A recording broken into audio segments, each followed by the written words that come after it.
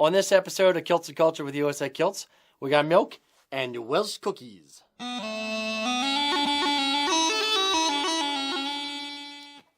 Howdy, boys and girls. It's Rocky and Eric from USA Kilts doing our monthly Q&A, Kilts and Culture. Yep. Today, we have a special treat. In honor of St. David's Day being the other day, on March 1st, we are going to try Welsh cookies. We got these from the infamous Welsh Cookie Company. They do a bunch of festivals around the U.S. They're friends of ours. We like eating their cookies on occasion, so we told them, send us your two popular flavors and one traditional. So we're going to give a little bit of feedback about that. All right, so with that being said, we need to have some milk, and there's nothing better to drink your milk out of than our highly coveted, highly sought after Glencairn glasses. Glencairn milk glasses, just like Mom used to use. Exactly. Well, Mommy, can I... No, the other milk. Okay. Yeah, when you don't have a lot of glass options in the shop. All right, do not pour that on your kilt. All right. It'd be good content, but it'd be bad for the kilt. All right. Tasty. Yeah. Now, interestingly enough, though, if you look into the lore, as it were, of Welsh cookies, which I did briefly, they aren't necessarily served with any kind of accompaniment. Okay. You would think that maybe there's a thing you'd have as part of a meal, but that you just eat them anytime. Yeah. There's no traditional like scones you have with tea or anything like that. So the milk is probably a good idea, but not necessary. Yeah. So. One of them, I asked the gent from infamous Welsh Cookie Company, what do you pair with these? Should be milk, water, scotch, whatever. And he gave me a list of, with this one you would drink milk, with this one you could drink coffee or tea, this one drink scotch, like preferred pairings. But yeah, I just got milk. That's fine. Figure milky cookies. Kinda... like I said, I think it's a nicety, but not necessary. Yeah. You just as easily just grab them on your way out the door, to work in the morning as any other time that you'd eat them. So yes, they tend to be a little bit drier than normal cookies. More sponge-like, so I'd still like, when I eat them, I would still want to eat it with something. Perhaps I'm tipping our hand too much. That's good. Oh, go ahead. And I do have some notes, because I did look it up, and it's interesting you mentioned that they're a little dry, because they are kind of, they originally started off as a basic flatbread, kind of like an unleavened bread, and then towards the end of the 19th century, with the advent of things like baking soda, they started making the recipes more complicated. So, sugar was easily available, of course, by then. So they started making them more cookie-like than biscuit-like or pancake-like, which is what they had been. But they're sometimes referred to as griddle cakes, or even occasionally as griddle scones, although they're not really too much like a scone. But they're basically, it's the flour, some lard or butter, and sugar, and then whatever flavoring you're going to put in them if you want an extra flavoring. Spices might be like cinnamon or nutmeg, are very traditional. And then currants or saltines, not saltines. These are very dry. Those fancy raisins. Where's it? I had it down here. Saltines. Saltinas, that's it. Saltinas. Or raisins, or currants, let's say that, is the most traditional flavoring. But it's come a long way since then. So, you want to try a cookie? Sure. Okay. You introduce it and tell us which one we're trying. And... Well, you want to start with it? We'll start with the traditional one, right? Okay. So, have a traditional cookie. Thank you. And again, this is just the flour, sugar, black currant, lard, eggs, milk, and baking powder, and nutmeg, and salt. Okay. Nutmeg's very common. Ooh. Cracking it in half. It cracks reasonably easily. It doesn't make a snapping noise, but cracks reasonably easily. You're so patient. I already bit into mine.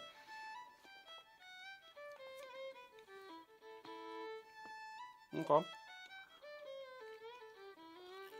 It is kind of biscuit-like. Yeah. Again, it's kind of expanded as a tradition over the past 100 years. They can be served as is, but sometimes they will serve them with jam. And there's a version called a... I can see it with jam or with something, again, sweet and gelatinous, but to give it more moisture. Yeah, So yeah, a jam split is one where that's in South Wales apparently, and they'll actually add some jam or butter and serve it kind of like a sandwich. So imagine almost like a Welsh cookie Oreo, except kind of a thing. Another thing that they'll do, I guess, in how would it absorb the butter? Do you think? I don't know. I could see it. I think if it's really good, rich butter, I'm imagining something like Kerrygold. Yeah, I wouldn't care. Yeah. I wouldn't care if it absorbs or not. Yeah. It would just be like just nice. Yeah, but would you heat it up and then would the butter melt? And if it melted, would it just squirt out, or because of how hard it is, would it absorb? I would assume you'd have to keep it pretty cool if you're going to do that. Yeah, because yeah. otherwise it's just going to become buttery. Another thing they'll sometimes do to make them moister is put in shaved apple. Okay. So you can add apple flavor and add some more body and everything. Yep. I didn't know what currants were. Really? But not like. No, I didn't. Not off the top of my head. There's no currants in mine. I've yet to encounter a currant. I've had a couple. It's one of those where if I probably had it, I'd know what it was. I was all prepared to give this one a negative rating, like, oh, currants, blah. But yeah, it's actually not bad. I still think you need to drink with it, though. I think it's definitely a milk and cookies kind of a thing. Yeah. Yeah, personally. It's not hard, like a Toll House, Butterfinger or butter cookie, whatever. But it still sucks the moisture out of you to a degree. Yeah. Yeah. But milk on the other hand, I would say it's a very they're easy to make. They would make them on originally like a baking stone or then an iron griddle. So some of the alternate names, which I would just butcher the Welsh if I tried to do the Welsh name, so I'm not going to do that. But sometimes, again, they're referred to as griddle cakes or slabs or slab cakes because of how they were made. There's apparently one other version, which is called like a mountain cake or Welsh mountain, where they put in extra leavening so it kind of puffs up more. Okay. And then they would put sugar syrup over it, like a frosting, like a sugar frosting, kind of like on a fritter or something. Yeah. Which is supposed to simulate like the snow caps of the mountains in Snowdonia. So it's that's kind of like a variant on it. It's like even sweeter, basically. Yeah, I could see adding anything with a strong flavor would get me salivating. I'm stuck on the dry thing. Would get me salivating more to be less dryish. I think. All right, number 2. We're gonna try the chocolate peanut butter. Yeah, we're at the opposite end of the spectrum now. This is a wholly modern. Yeah, rendition. And these have straight up lard in them, like all of these. So they're not necessarily healthy, but it's they add that for binding and for the taste. Lard gets a bad rap. Yeah, similar to like lard haggis. There's a lot of lard in there for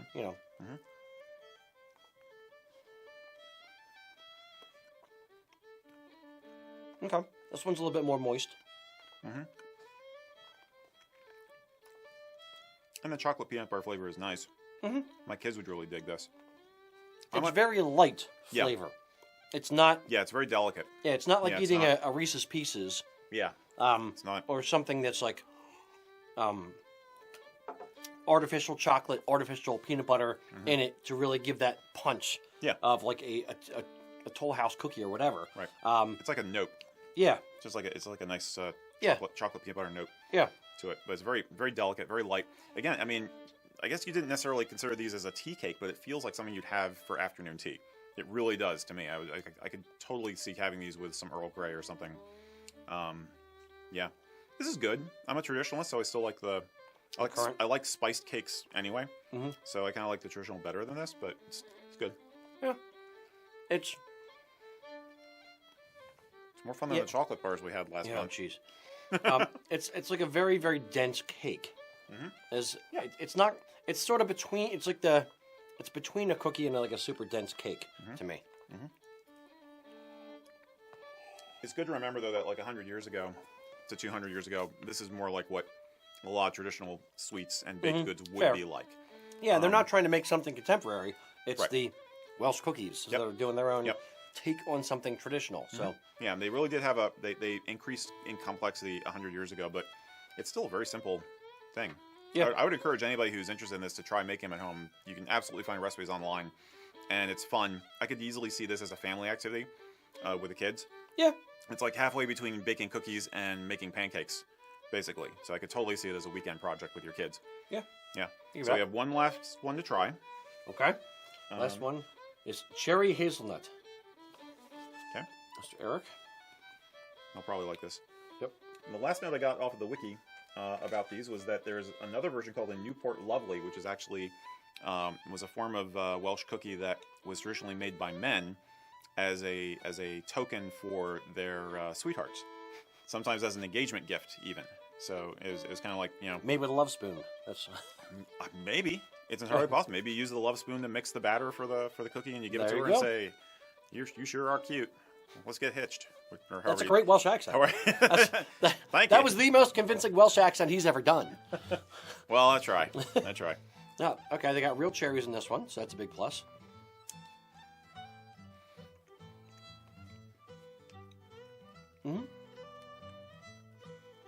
Hazelnut's good. Again, I like spices. I like hazelnut. Yeah. It's almost like I have European ancestry. I like all this bland European food.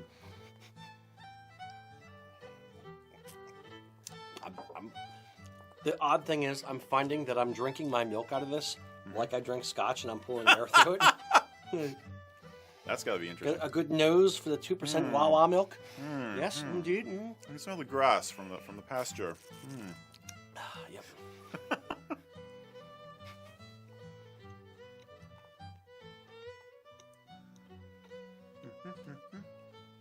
Yeah, wedding gift or engagement gift. Yeah. That's neat. For those in the audience, we were debating on pairing these with the different things that they said you should pair them with. But I decided that pairing one with scotch and then another one with milk would probably not sit too well. So I didn't want to do a 2-hour show after drinking scotch and milk together. Blah. Yeah. Ugh. Blah. Blah. Okay. Good stuff. Yeah. Nice. Okay, all in all. Belated Happy St. David's Day to everybody. Yes. So what is your favorite out of these? Honestly, I like the original best because I'm a traditionalist, and it had the cinnamon nutmeg flavor. The this last one with the cherries and the hazelnuts. I should talk about my mouthful. I can't do that. Oh, how dare you, sir? Mm-hmm. We will lose all of our audience. We just did. If they didn't after the Welsh accent. Or at least my mom. Yeah, in that order, I'd say I like the traditional one the best because I like the spices. The cherry hazelnut one is tasty because the hazelnut really came through. And the chocolate peanut butter one was good, but I might as well just make a regular chocolate peanut butter cookie. Yeah. You know what I mean? It's, I'd probably go in a similar order. I'd say the cherry one first because and basically because it had the strongest flavor. What I'm noticing for me is I want the stronger flavor, profile coming through, as it were. I don't want to have to guess at what's in it. That's good milk. Oh, delicious. It was a good year for milk. I don't know if you could say that. That's it shouldn't be chunky, right? No. So yeah, I'd say the cherry one because it has the strongest flavor. Then the current one. Okay, There you go. I could dig on that. There you go. And then chocolate peanut butter because it's much softer. Like it's not as strong. Nice. Yeah, They're all good, and I do recommend the company. Yeah. If you don't want to make them yourself, then absolutely, they're a very good vendor. Yeah. Yeah. All in all, I'd say as far as I haven't had many Welsh cookies, but I'd say if I had to give it a 1 to 10, I'd say probably a 7.5. That's the number I'm going to go with. Okay.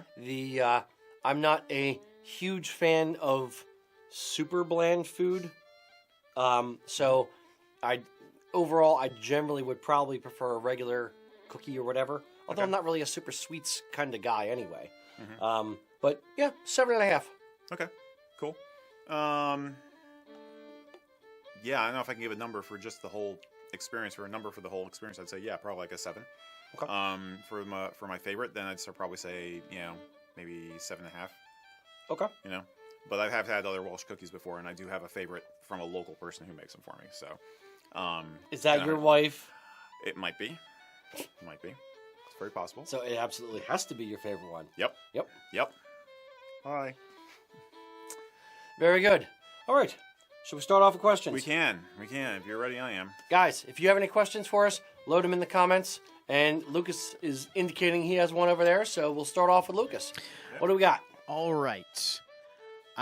BJ is asking, why are some tartans much more accessible than other tartans?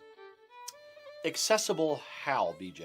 Accessible as in the mills readily stock support them, or accessible as in they're not restricted?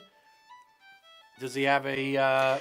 do you have any thoughts on that, Lucas? What he's going for? No specific indicator there. Okay. I would indicate... I would assume stock supported, because that is a question we get pretty frequently. That's probably around along those lines. Yep. The one thing that, why are some tartans more readily available and others are less readily available, or there's, 20 different variations of MacDonald Modern versus one variation of Stewart of Ardshiel Ancient. Basically, it comes down to this. This is a commercial enterprise. There are 5 or 6 major mills in the UK that actually stock support tartans. And the problem is they are only going to weave and stock support what they think that they can actually sell. Yeah. If they can weave 500 meters of Stuart Royal and sell that in 6 months, why would they weave 500 meters of Stewart of Ardshiel Ancient, which is going to take them 20 years to sell? So they're basically trying to churn through their inventory. It is, a romantic thing. Tartans are definitely steeped in history and tradition, but at the same time, it is an industry, and without money coming into the industry, it all goes away. So basically, it's whatever the mills think is commercially, financially, or commercially viable to do. Some mills weave more, some mills weave less. Loch Heron and House of Edgar probably have the largest 2 collections. If I had to guess, they would probably have 250, 300 tartans easily. And actually, probably more than that, probably closer to 500 or 600 in each of those mills, where maybe Martin Mills only stock supports 150. It's just whatever the mill wants to do with their looms, and how much they need to churn through to make a profit. Do you find have you found over the years that certain tartans become bestsellers for certain mills? Like, say, all of the Armstrongs really prefer the Martin Mills Armstrong over the Loch Heron Armstrong. Does that tend to happen? And in which case, do the mills kind of get a sense of that, so they know how they're ranking against their competitors? Or I doubt they know how they're ranking against competitors. I would go to a broader place and say that collections, like the weathered tartans from Loch Heron, have... Loch Heron's really the only place. You can get some from Dalgleish and a couple from Martin Mills. Yeah, but they have it. Yeah, Loch Heron has it on lockdown. So they do the majority of those, whereas House of Edgar does the majority of the muted tartans. So they will see that is a trend and kind of corner their own little market in that way. Okay. They won't necessarily know what their competitors are doing unless they literally ask all of their retailers, hey, how much of this are you selling? How much of that are you selling from that mill? Yeah. And that would just be a little awkward potentially. Yeah, definitely awkward. So then it's all the more reason for them to try and come out with collections that would be a new thing, like the Tartan Tweeds. Yes. Which are becoming very hot right now. Is that Martin Mills who has most of those, or is that... Martin Mills has several. They just came out with... Loch Heron has a bunch. The other thing, I'll go back to the other point. There are some tartans which just kind of tick along doing almost nothing and all of a sudden have a boom for one reason or another. Okay. We've sold a lot of Bruce this year. I don't know whether that's because it's just there's a Bruce clan gathering somewhere. If the group has really just pushed like, hey, we all need to get kilts. If people are getting it in anticipation of the Robert the Bruce movies that are coming out and have come out, like there is a real effect. But we've been seeing randomly a lot more Bruce recently than we had in the previous 15 years. Huh. There's a whole psychology and statistical research that could go into that. Yeah. There's a lot of different. There's no one answer. It's kind of a cross section and like 100 different directions and variables that kind of play into it. But it makes me think. I'll be curious to see how in my example how the tartan tweeds do, because it does seem like there's a vibe there people are catching on to. I think it'll be interesting to see who wins. As we see the sales come in, see who's got the choice tartan tweeds and who has the tartan tweeds. But for the tartan tweeds, I'll say this: Loch Heron started doing them. I don't know. I don't have enough to say first. Well, actually, no, they didn't start doing them first.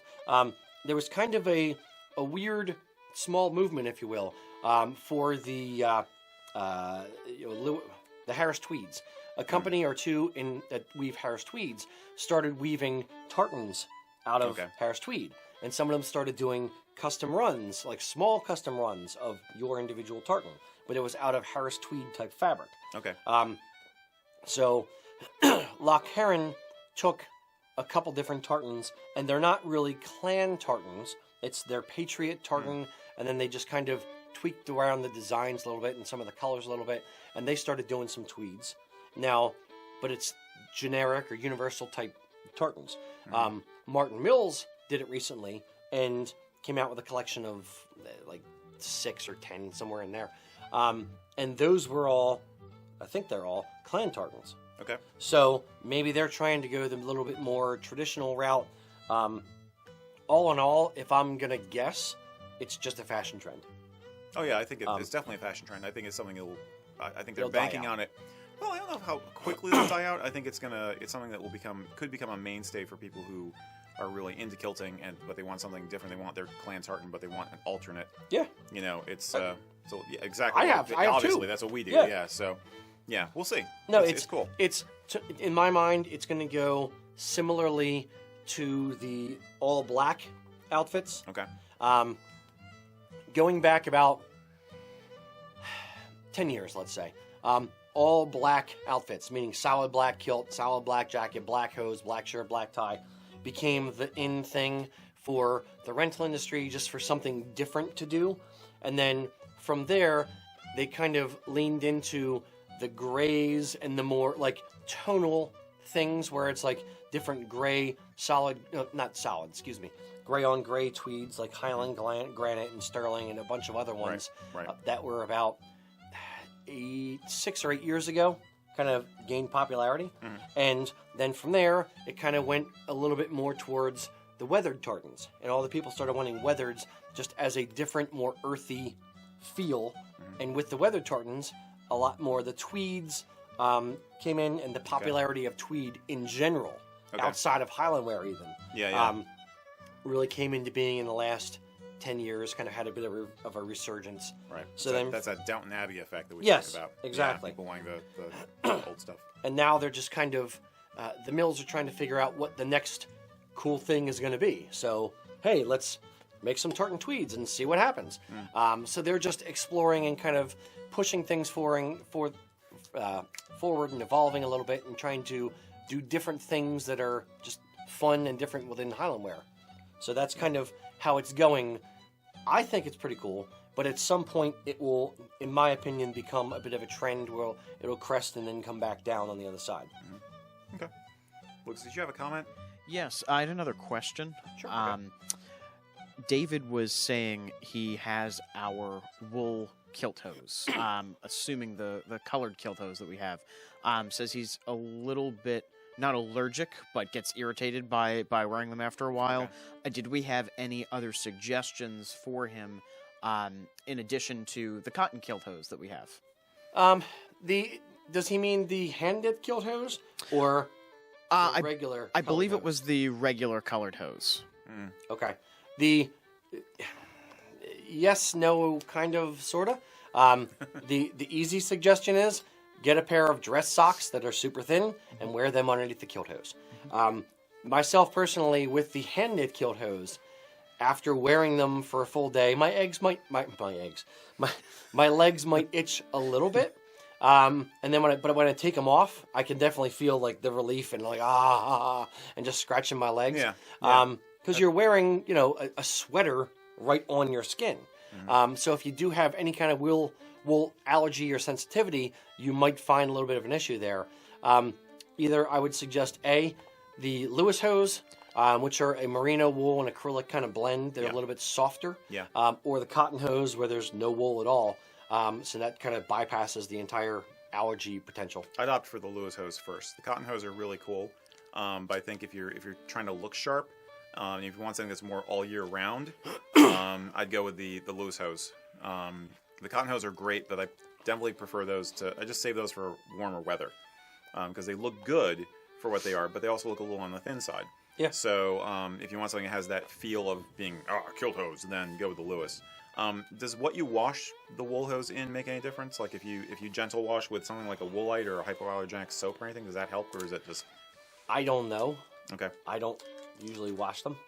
Okay. It's usually so they can stand Kelly up on their washes own, them huh? for me. No, Kelly washes them for me. They Yeah, do yeah. get washed. Okay. Yes, they do get washed. Okay.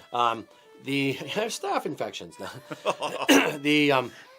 No, I'd say woolite and then just lay them flat to dry, but you know, hand wash them in a sink or in a tub or that kind of thing. Yeah, because I know most of the time if you don't wash wool properly, it will get scratchier because you're changing the way you're felting it. Yeah. So cool. Okay. All Good luck. Right. We'll do one from the preloaded questions, Eric. Okay. All right. I'm gonna stop with I don't know if you prefer Lewis or Louis, but Louis Collingwood was asking us a more of a cultural question.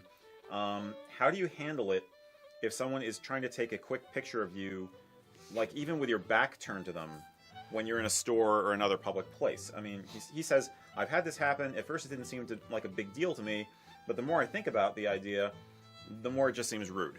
So how do you deal with unwanted attention? Photography. Yeah, especially photography, yeah.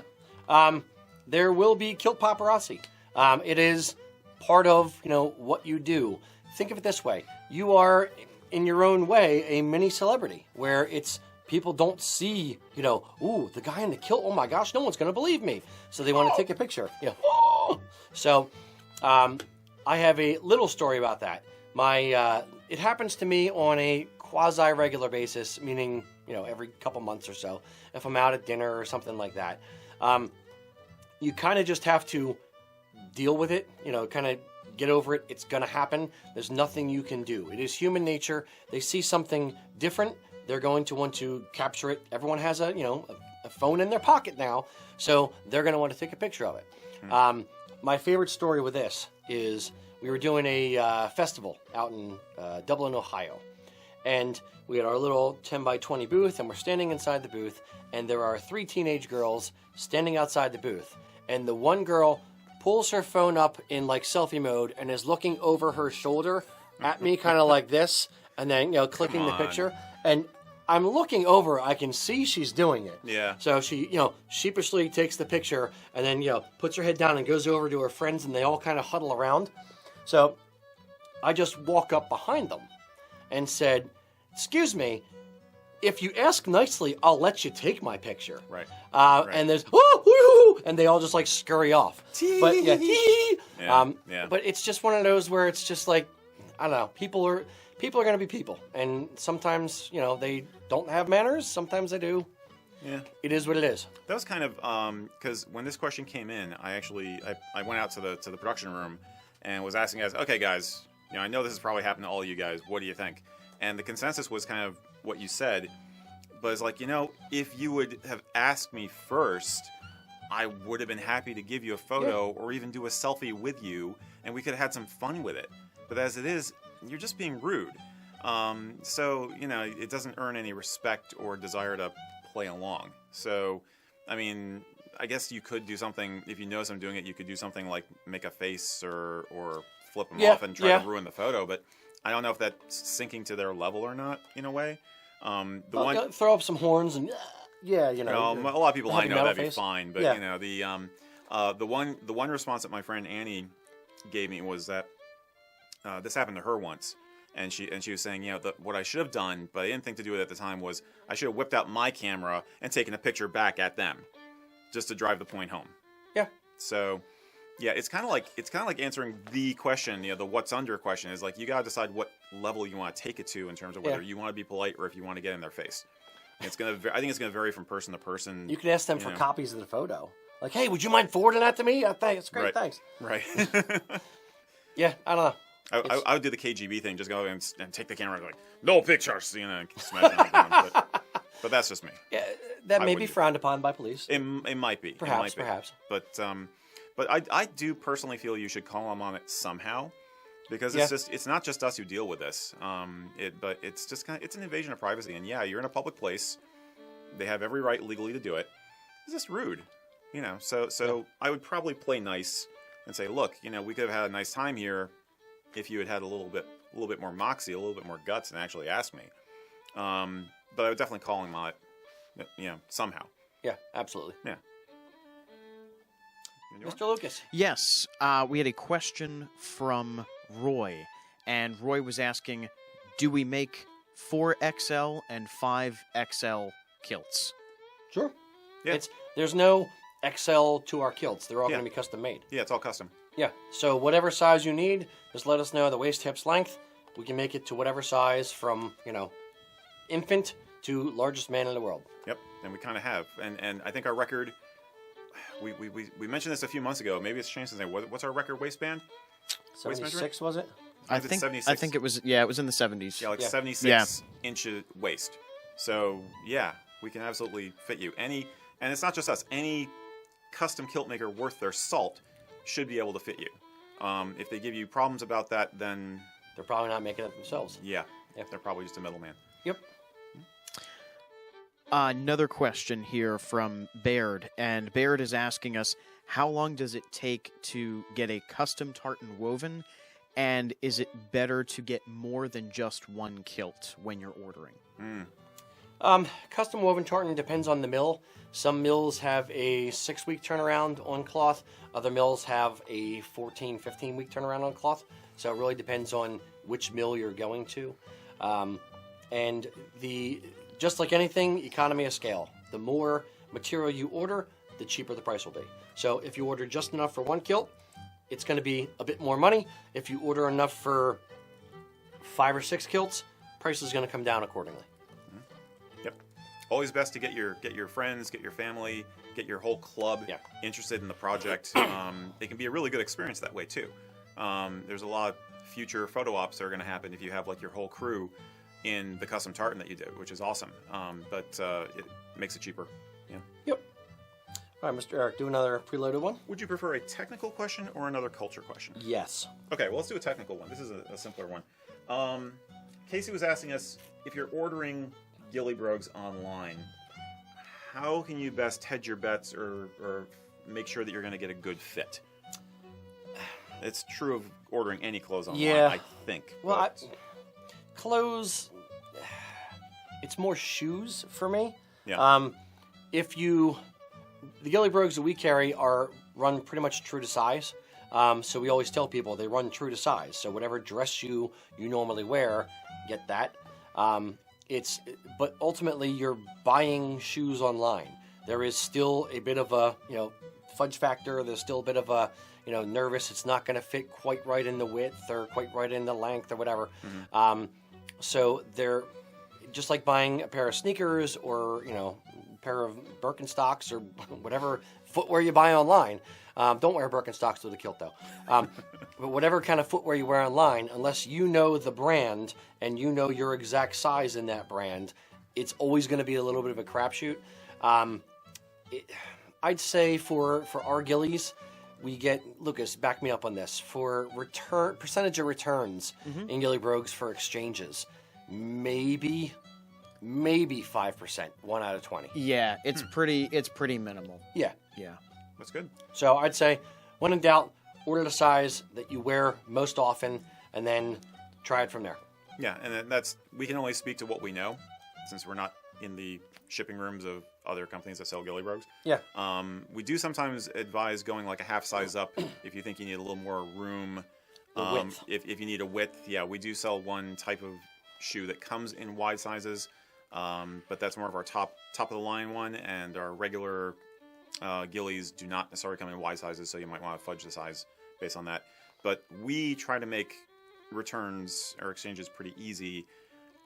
We're not Zappos, but we try to be as close as we can because, because the whole rationale of Zappos is correct. buying shoes is difficult. Even in person it is.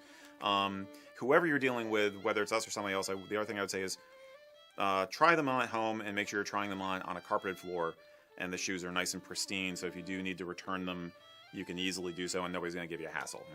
We won't, but yeah, it's just... and wear them for about 10 minutes. Don't just try them on. Give it some time. You want to give it about 10 minutes so the heat in your foot can warm up the leather, kind of relax it, and see if it's comfortable in about 10 minutes. Don't just try them on and then, say, oh, don't fit, put them back in the box. Mm-hmm. Number 2, don't just look at the size on the side of the box and send them back.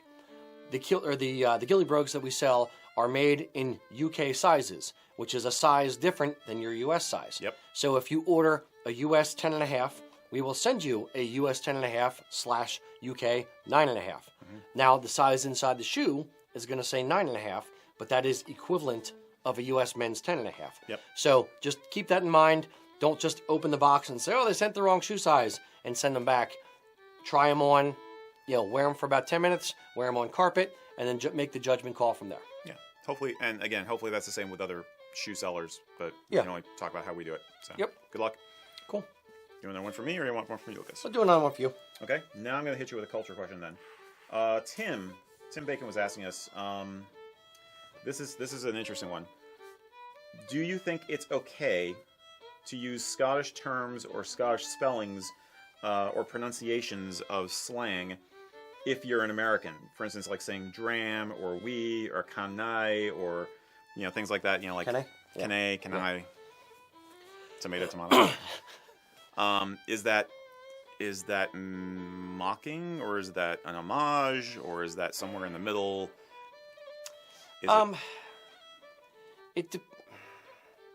could see it going both directions. Mm-hmm. I could see it just like if I started walking around the house and calling my son a wee bairn, and my wife, pour me a dram, and talking with a fake accent, my wife would roll her eyes at me so hard her retinas would disconnect. That being said, working a little bit of the lexicon, the phrases into your lexicon isn't necessarily the end of the world. Like the Scottish word numpty means basically idiot. So I will, jokingly around the shop call somebody a numpty if they do something dumb. Is that appropriation of Scottish terms? Is it odd? Is it wrong for me to do? Probably, but it's just jokingly, obviously. But yep, you're just joking. I know. It's okay. It depends on how often you're using it. If you're trying to mix it with an accent or not, and how generally accepted the term is. Like dram to me is easy. That's sure. Yes, that absolutely. is a measurement. Yeah, that's not. A wee dram. It's if you're drinking scotch, I think it would be fine to say that. Mm-hmm. It would sound weird if you said like, give me a wee dram of tequila. Like, right. In the appropriate context, I don't see a big issue with it. It can be overdone like anything else, and if you constantly try to do it and pretend you're Scottish, I can see it being a bit annoying. But if you go around trying to be Mike Myers all the time, that's obnoxious. And it's like, would you go around? When you mentioned tequila, it's like, would you go to a Mexican restaurant and pretend to talk in a cheesy, ASA, or like Killer Bees, or Simpsons the bee guy kind of accent? Yeah, that's horrible. But on the flip side, I know I have some UK slang worked into my vocabulary because I was raised with it. I had parents who said cheers all the time, or bloody hell, or all this other stuff, because my mom came from a very strong English background, right? And we had family friends back in the UK and England and Scotland, so it's if you come by it naturally, I think it's okay. It's just if you're forcing it, if you're forcing it and turning it into a pastiche or a caricature, then that's not okay. Yeah, when I talk opinion. I think I'm coming around to how you're phrasing it. I think you phrased it better. Thank you. When I'm talking to companies in the UK, I will often use their terminology, and I'll use those slang words. A couple quid. If it, hey, how much is the new kilt? How many, how much is a new kilt pin? Is that a couple quid? Or like, is it 6 or 7? How much? Yeah. And they'll think that's fine because it's words that they normally use. Yeah, you're meeting over here. You're meeting them halfway so that you're enhancing the communication. Yes. Yeah. Yeah. I'm just shortcutting the communication, as you know. But over here, it can be a little odd, kind of like eyebrow raising, like really, dude. But at the same time, if you're using it earnestly in the proper context, I don't see that, and you're not overusing it. I don't see that big of an issue. Yeah, I think again, it's are you a sincere student of the culture? If it's something you were raised with, or if it's something you're studying and you're a sincere student and you admire it, then I think you'll naturally strike the right tone for this kind of stuff. Whereas if you're playing with it as a toy, then it will come out like you're using it as a toy, and people will be able to tell. You know. And I would also add this: make sure you know A, what the word really means, yes. and B, you know how to pronounce it. It's if I started calling people numpties, like I would sound like an idiot. And it's kene, or like you just said, right. And I don't use that word. Kene, so I didn't know. Like no kene, you wind up being like a middle schooler. Do you ken? Yeah. Do you know? Or, I don't know. It would just sound weird if you're purposefully mispronouncing words or not purposefully mispronouncing words. Then you would automatically seem like an idiot. Yeah, and if you're trying too hard. Yeah. You know, I mean, you may find sometimes that where you're at in this country or the time that you live in, the slang may catch up with you. Like, no worries. Nobody used to say that, and then freaking Crocodile Dundee came out. And all of a sudden, everybody was saying "no worries," and now it's a common part of American slang too. It started in Australia. Yeah. So but at the same time, I'm not going to go down to the bank and say "good day, mate." That'd be dumb. So trust your instincts. Yeah. Okay. Yeah, play around with it. Yeah. Just don't play around with it excessively. That it just seems weird. Yeah. Yep. Mr. Lucas. All right. This question is. All right.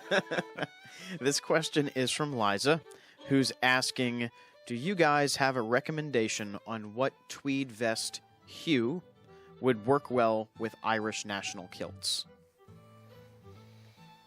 The Tartan Irish National? Yeah. Yes. Okay. Charcoal or a gray. You can't go green. wrong. Yeah, the green in that is a little. It's a little Kellyish green. So I generally would say, like, check out the gray Braemar jacket we have, or charcoal or something like that. It's something in the black gray family, and then you could even pair it with a pair of gray hose and kind of balance it out top and bottom, and then the kilt kind of stands out in the middle. I'll put in a plug for my favorite tweed, which is Beater's Gray, which actually has some nice blue and tan and other flecks in it. So it really just tones well with a lot of different things. And I think you can sort of pick up some of the yellow in that tartan, if not the green. You know what I mean? I'd have to see it right on top. To me, in the American, and I'm assuming she's in America, world of matchy-matchiness. If I'm in Scotland, wouldn't matter. Brown tweed, fine, done. In America, if we're trying to match the tweed, throwing blue in with a green one, it depends on the green in the tartan. So if there's... it's not as blue as you may be imagining from my using that term. Yeah. But I trust it. But I would also say I would say that a brown tartan could work again because there's yellow in that tartan. You know what I mean? So try to leave the green on its own and think in terms of how you're going to tone with the other colors that are easier to tone with. Yeah. Is how I would play it, I think. Yeah, or go much lighter green or much darker green. Well, no, I wouldn't go darker, but much lighter green than what is in that, like a Levitt green or something like that. Yeah, that might work. I think House of Edgar has a moss green color in one of their tweeds. So that might actually work with it. I don't know. Yeah. When in doubt, swatches. Get a swatch. Yeah. Yep. We have swatches of tweeds for sale on the website. If you don't know, order a couple different swatches. You can actually physically lay it right on top of the fabric, take it out in the sunlight, take it in a regular indoor room kind of thing, and just check out what it looks like under different lights and be your own best judge on that. Yep. Cool. All right. Mr. Eric. Okay. All right. John Charles Scott was asking us for a sense of a general consensus if there is one, on formal jackets or doublets, and he's including Prince Charlie's as well as Sheriffmuir's and Montrose, the whole realm of formal wear, about colors other than black. He's seen images of dark green and red and blue Prince Charlie's, but he's not sure if he sees people really using them in real life. So how popular are alternate colors of formal jackets? Is it a thing? Is it not a thing? Is it something worth considering? Is it a thing? Sure. It's not it's not common, but it does happen. We do on occasion a red regulation doublet. Yep. We have one in the store right now.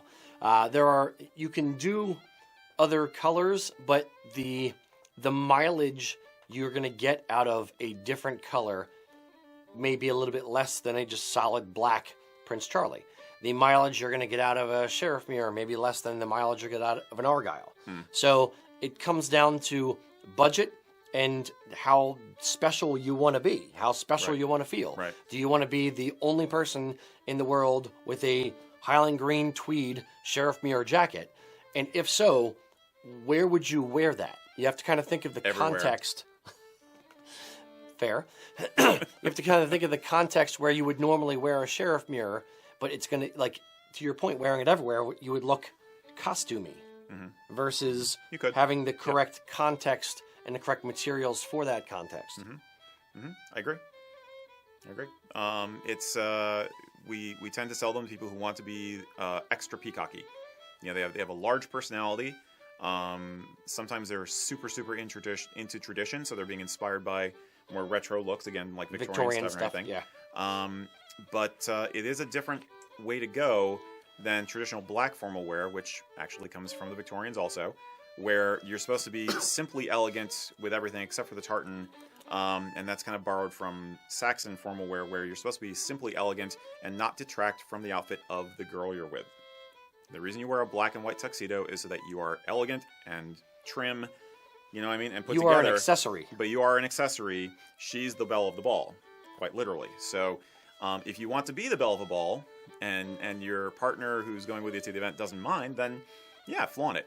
But yeah, the more bright the color of the jacket, the less you might feel like it's appropriate for every occasion. So bear that in mind. But I think a lot of people who have the alternate color formal jackets, they collect them. You know what I mean? Yeah. They'll have a black one. They might even have a tartan jacket. Not formal, obviously, but but a tartan day jacket. They're into it up to the hilt. Yeah. Is what I'm saying. The one thing I'll point out, the friend of ours that is in the Philadelphia St. Andrews Society, very, very nice guy, and he was looking at getting a red jacket, a red regulation doublet. Okay. And because a couple other members have it, and it looks, it's striking. Yeah.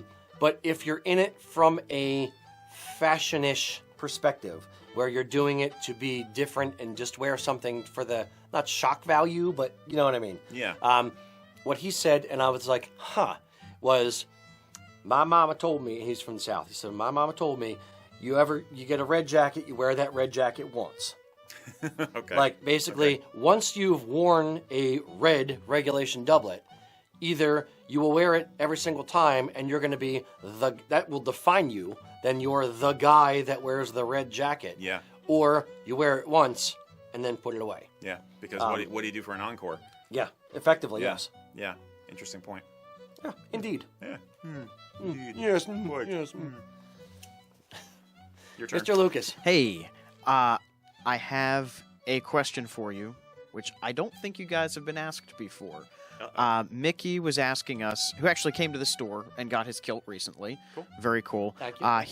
He was asking us, what kind of wedding favors would you guys recommend other than scotch? And the thing that comes to mind for me is when folks maybe order an extra yard of cloth and use it for ribbons or bows on like a little gift bag or a favor or something like that. So that's definitely available as an option. But what do you guys think? Wedding gifts are what we more deal with, like groom's gifts and things like that. So a wedding favor, something you can produce in copious quantities so that everybody gets to take something home.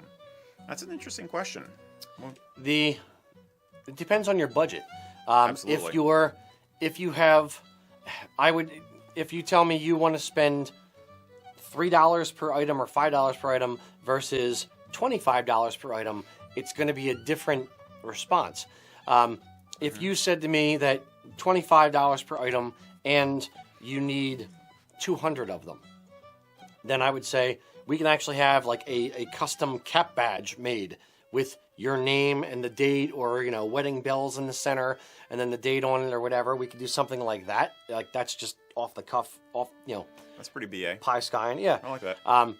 Option B would be a little, a keychain, keepsake kind of thing with a little, it's basically a mini tiny sporran. It doesn't actually function, doesn't open up, but it's just a little piece of leather with a little bit of, cow fur on the front, and you can have your name and date laser etched on the back, and those would be $5 a pop.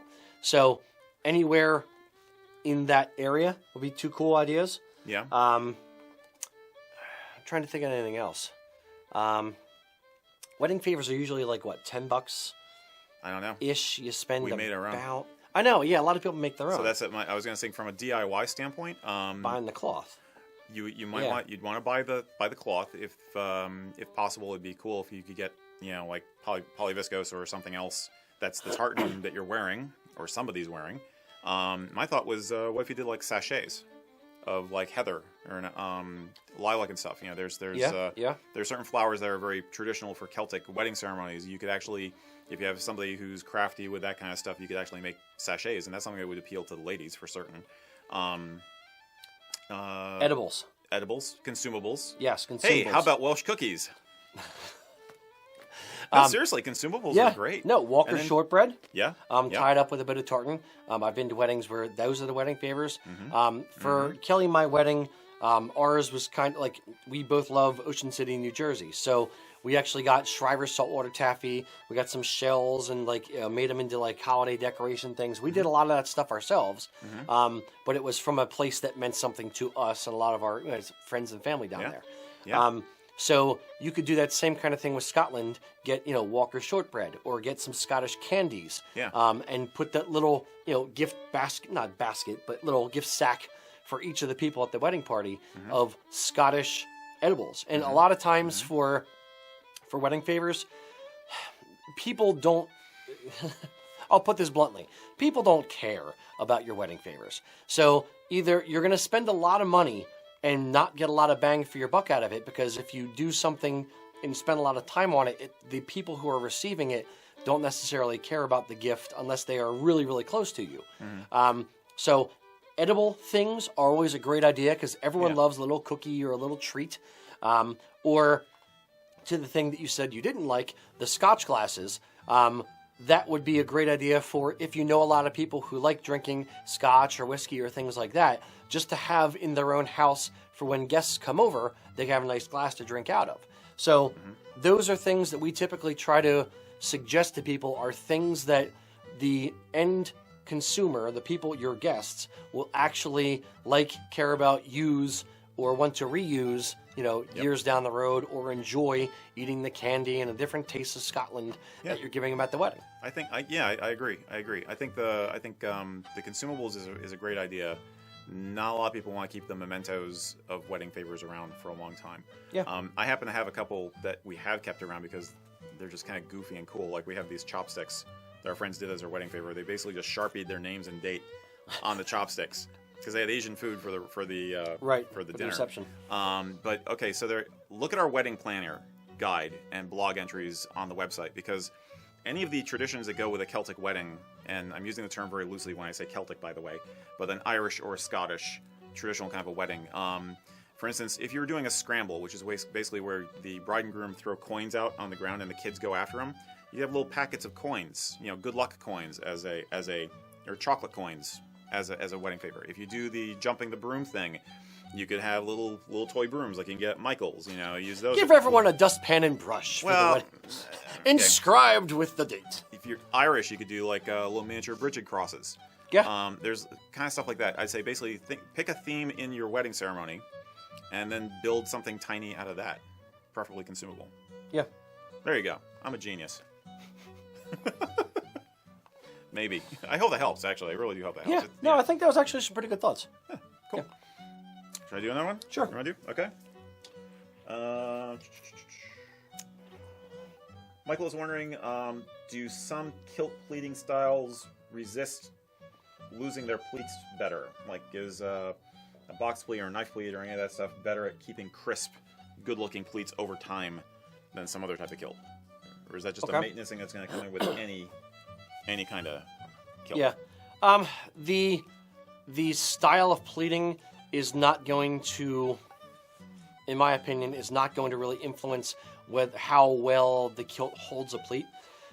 That's going to be more down to the mill, the weight of the fabric, those kind of things. The material it's actually made of. I'm assuming, wool versus cotton versus probably viscose versus acrylic. Those things are all going to hold pleats differently. The biggest thing I would point out is that if you're doing a box pleated kilt, those are probably the most difficult to iron because you're ironing both directions. So a box pleated kilt, for those who don't know, basically take a 2-inch wide pleat, and then on one side it goes that direction, the other side it goes that direction, and it's kind of a Z shape. And then you just stack those Z's up next to each other, and that's effectively what a box pleat is. So for that, in the actual ironing process, it takes a good bit amount of time because you're either you're putting in the stitches to hold the pleats in place, or you're using your fingers like we do here in the shop, and you're basically rolling the fabric a tiny little bit, just minuscule bits on each side of the pleat, and it's a very cumbersome process. Not a big fan of box pleated kilts myself, as a kilt maker for that reason. That being said, a regular box pleat, meaning like a 4-yard kilt with wider pleats, is going to be easier than a military box pleated kilt, if you will. Well, it's the Z's go much deeper on one side than the other. So it all depends. All that being said, a knife pleated kilt, which is 98% of the kilts that are out there, where it's just all the pleats go one direction and they're real deep on one side, that is going to be the easiest to iron and re-iron later on when you have the kilt at home and after you've had it laundered and dry cleaned and that kind of thing. Yeah. Basically. Yep. Do another one from here. Sure. Let's see. Kirk, I think I know who this is, is asking, what are some of the reasons some surnames do not have a direct tartan? Why do some surnames not have tartans? Because no one registered it. Wah, wah. Yeah, it's not every name has a tartan. A lot of names in the lowlands didn't historically have tartans. A lot of names are septs of a larger clan. Those don't have tartans. They would, or sometimes they don't. They would wear the tartan of the larger clan. Not every name has a tartan. Rager, I'm German. I don't have a tartan. Unless I decide to design one and register it, then I would have a tartan. So it's really that simple. It's really that simple, yeah. You will sometimes, just like years ago, there was a fad with companies trying to sell you your ancient honorable family coat of arms, and they basically pull it out of a hat. My parents fell for that back in the 70s. They had, oh look, it's the Munson family coat of arms. It's like, no, it's not. They had no precedent for it. You will occasionally find people trying to tell you that your name has a tartan and has a coat of arms and stuff, and there's not any data to back it up. So consider the source when you're doing your research. Check the Scottish Tartan Registry. Heck, check our website. Check our Tartan Gallery and plug your name in there. A database that has some authority behind it will be able to tell you accurately, whether you're a sept or whether your family was actually lowland and there isn't a family tartan. But be careful if somebody's trying to charge you money for the privilege of letting you know your famay tartan. Yeah. I'm not sure if I'm expressing that well, but that's no. There's a lot of misinformation out there, I guess is all I'm saying. Yeah, there's some more honorable salespeople and some less honorable salespeople. We've come into this scenario more than once where somebody would say, "Hi, I have a tartan. Here was the tartan that my great grandfather wore. Yeah. This is the," they'll come up, insert name here, tartan, and I would say, "No, that's Royal Stewart." And they're like, "No, it's this one. It's this the tartan. Mac This is Mallard my tartan. name." I know it is. Yes. Yeah. I'm like, "No, here's the picture." A lot of times what will happen is, and I'm not trying to denigrate any particular company individually, but either the person who bought the kilt originally said, hi, I'm McMallard Tartan, and they would say, oh, that's a sept of Stuart. Here's your tartan, and they would hand them a Royal Stuart kilt. And then what the person heard was, oh, that's the McMallard Tartan. McMallard, by the way, we just made up. Yeah. Alternatively, the less honorable way would be, hi, I'm McMallard. Oh, here's the McMallard Tartan. You should buy this one, just in order to make a sale. Yeah. So it's varying degrees. There's a lot of different things that could kind of play into it. But do your research on what tartan should be. You can look for if you're a sept and that kind of thing, as Eric alluded. Yeah. If you type the name on the website on usakilts.com, we actually load in all of the septs for each of the different names. So if you type in McMichael, you're going to get Stuart of Appin will be one of the results. Right. And that's because McMichael is a sept of Stuart of Appin. And then when you click on the tartan, it'll actually say, known septs include, and it's going to list all the different names out. So, again, just do a bit of research so you know what tartan you're getting. And I would like to say this also. Just a reminder, clan tartans, family tartans is a tradition which is only like a couple of 100 years old. If your family does not have a tartan associated with it, that does not make you any less of a Scot or any less of an Irishman or any less of a Welshman or any of that. Your heritage is still your heritage, and don't let that bum you out. You pick a tartan that you like and wear it with pride anyway. Yeah, there's district tartans, universal tartans. There's a lot of different stuff out there that if you want to wear a kilt or a tartan or whatever, to be able to outwardly express your heritage, it doesn't. Even if you don't have a clan-specific tartan, you can still do that in other ways. Yeah, absolutely. Yep. This question directly relates to what you guys were just talking about. Okay. Aaron says that he has ancestors from Ireland and clans in Scotland. Okay. What tartan should he choose as he's looking through different tartans that represent both? Yes. All of them. We have a Tartan of the Month club you can join. For the low price. When it comes to people who have multiple tartans in their family history or in their heritage, traditionally speaking, it would go through the paternal line. So whatever your father's tartan was, whatever his father's tartan was, all the way back that direction. If your great-great-great-grandfather on your dad's side was from Germany and he married a Scottish lady who was a Baird, then that would be one that you could wear, and it comes down that direction. So outside of that, there's nothing saying you can't wear a tartan from your maternal line. You can wear your mother's tartan or your grandmother's tartan or whatever. Mm-hmm. It really falls on you to which one you want to honor. Mm-hmm. The Scottish mindset on it, I'll say it this way. The Scottish mindset on it would be you pick one, and that's it. That's your tartan. So if my great-grandmother was a Gordon, my great-grandfather was a Gunn, but I didn't like him, I'm going to wear the Gordon tartan for my great-grandmother, and that's just it. That's what I'm going to wear, period. Mm-hmm. The American mindset on this kind of thing is the excessive more is more mentality. So, and I'm guilty of this as well, I will get Stuart kilts to wear because my wife was a Stuart. I'm going to wear this one, and I'm going to wear that one, and I like this one, and I'm going to get these universal tartan. So there are different tartans that I have collected and wear, on a regular basis just because I want to. And you don't have to pick just one. You can pick a couple. Yeah. That's assuming budget permits. Yeah. If you're trying to choose one or the other because you have budgeted for just one kilt, then the most traditional way to go would be the paternal line. But really there's no hard and fast rule about this. There's a number of different ways you can do it. The only thing we recommend against, and this came up just a few weeks ago actually, was we don't recommend mixing the accessories and the tartan. So like if you're a Stuart tartan and also a MacDonald on some line of your family, don't wear a MacDonald kilt pin on a Stuart tartan. That's just weird, at least from a traditionalist standpoint. Other than that, I could easily see having like an Irish tartan that I wear for some events and then a Scottish tartan that I wear for others. or even seasonally, changing it up. I mean, like, wow, I like the ancient version of my my Scottish family tartan really well, and it looks great in the summer when I'm wearing lightweight clothes and being outside. And I really like the bright colors of my Irish tartan. That would look good for when I go to the holiday party. You can mix it up that way. Yeah. Enjoy it all. Just don't mix and match the symbolic streams too much. Enjoy responsibly. Yeah, pretty much. Yeah.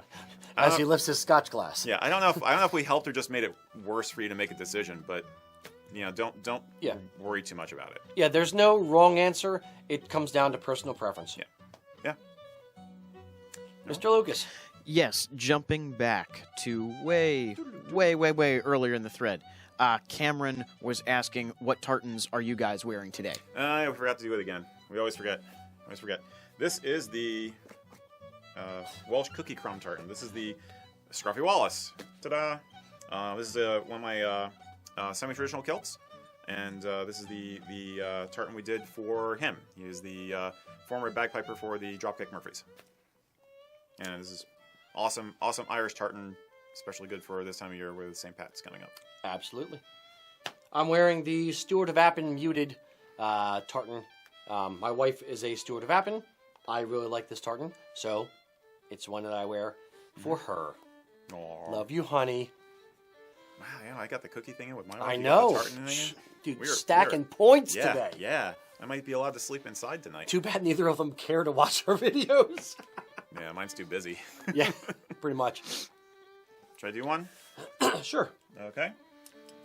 All right. I don't seem to have a record of who. Oh, this might have been another one from John Charles Scott. He was saying, we've commented on the use of fur sporrans as solely for evening wear or for formal attire in the past. He is saying, does that include full fur sporrans and masked sporrans as well, or is what really matters for it being formal is the metal cantle? Growing up, he says, he was taught that fur without metal was okay for any time, but it was always silver after 6. In other words, the metal was for evening, for formal wear. Does that make sense? Yeah. I would tend to agree with that. There's basically several different styles of sporrans. There's a day sporran, which we have on now. Yep. It is a full leather, sideways D shape. These are appropriate before 6, casual type setting. There is a dress sporran, which is an oval with a metal cantle, or the half rim, like kind of a sideways C on the top of the sporran. Those are appropriate for formal events after 6. And then there are what is called semi-dress sporrans, which is basically a day sporran with a fur front to the body and a leather flap on the top. Mm-hmm. And what he's saying is, would a semi-dress sporran, if I'm remembering the question because my memory is horrible, is a semi-dress sporran okay to wear during the day because it's fur?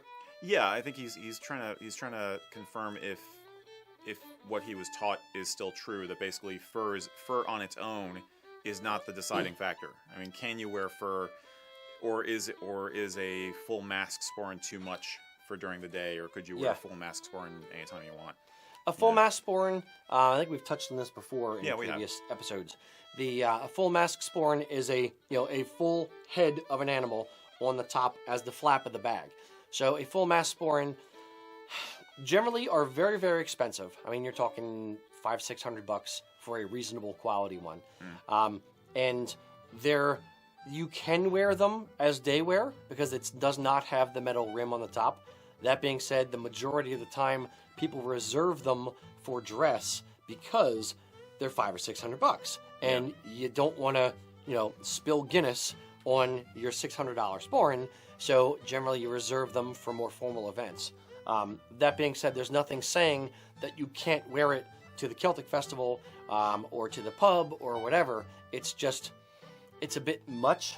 It can be. I don't know if I want to use the word ostentatious, but it's a bit much. Yeah, I don't know. I've seen plenty of pictures of higher clan people, like lairds and stuff, in tweeds, and with a full mask sporran or a heavy fur sporran during the day. But I think that's more of a specialized environment. And it's like are they using it as a status symbol? That's in some I ways, can afford this because I'm wearing it. I think there is some factor of that. Yeah. I think there is some factor of that. Yeah. But I'd say there's nothing wrong with having fur during the day. Yep. But just don't let it overpower the rest of the outfit. There is conversely now there is a trend towards bronze and brass colored cantle and copper colored cantles on dress sporrans, and I have occasionally seen people wearing a not silver dress sporran with a tweed outfit for the day, and because it's a toned down kind of metal, I think the perception is that it's okay. It gives you more of that country estate Lord of the Manor kind of look, that Downton Abbey effect again. So things kind of flux. There's some hard rules, and there's always some crossover in the middle. Yeah. So I don't know if I would necessarily do it, but I like it and I don't. Like the Yeah. I know what you're talking about. We've seen a few like copper or bronzed, like antiqued bronzed cantles or metal pieces on it, on sporrans with tweed, and it's the traditional side of me is shuddering from someone wearing a dress sporran with a tweed jacket or during the day. Yeah. But the contemporary side of me is like, yeah, but it kind of works. Yeah, so it's dude's cool. rocking it. Yeah, kind of cool. Yeah. Yeah.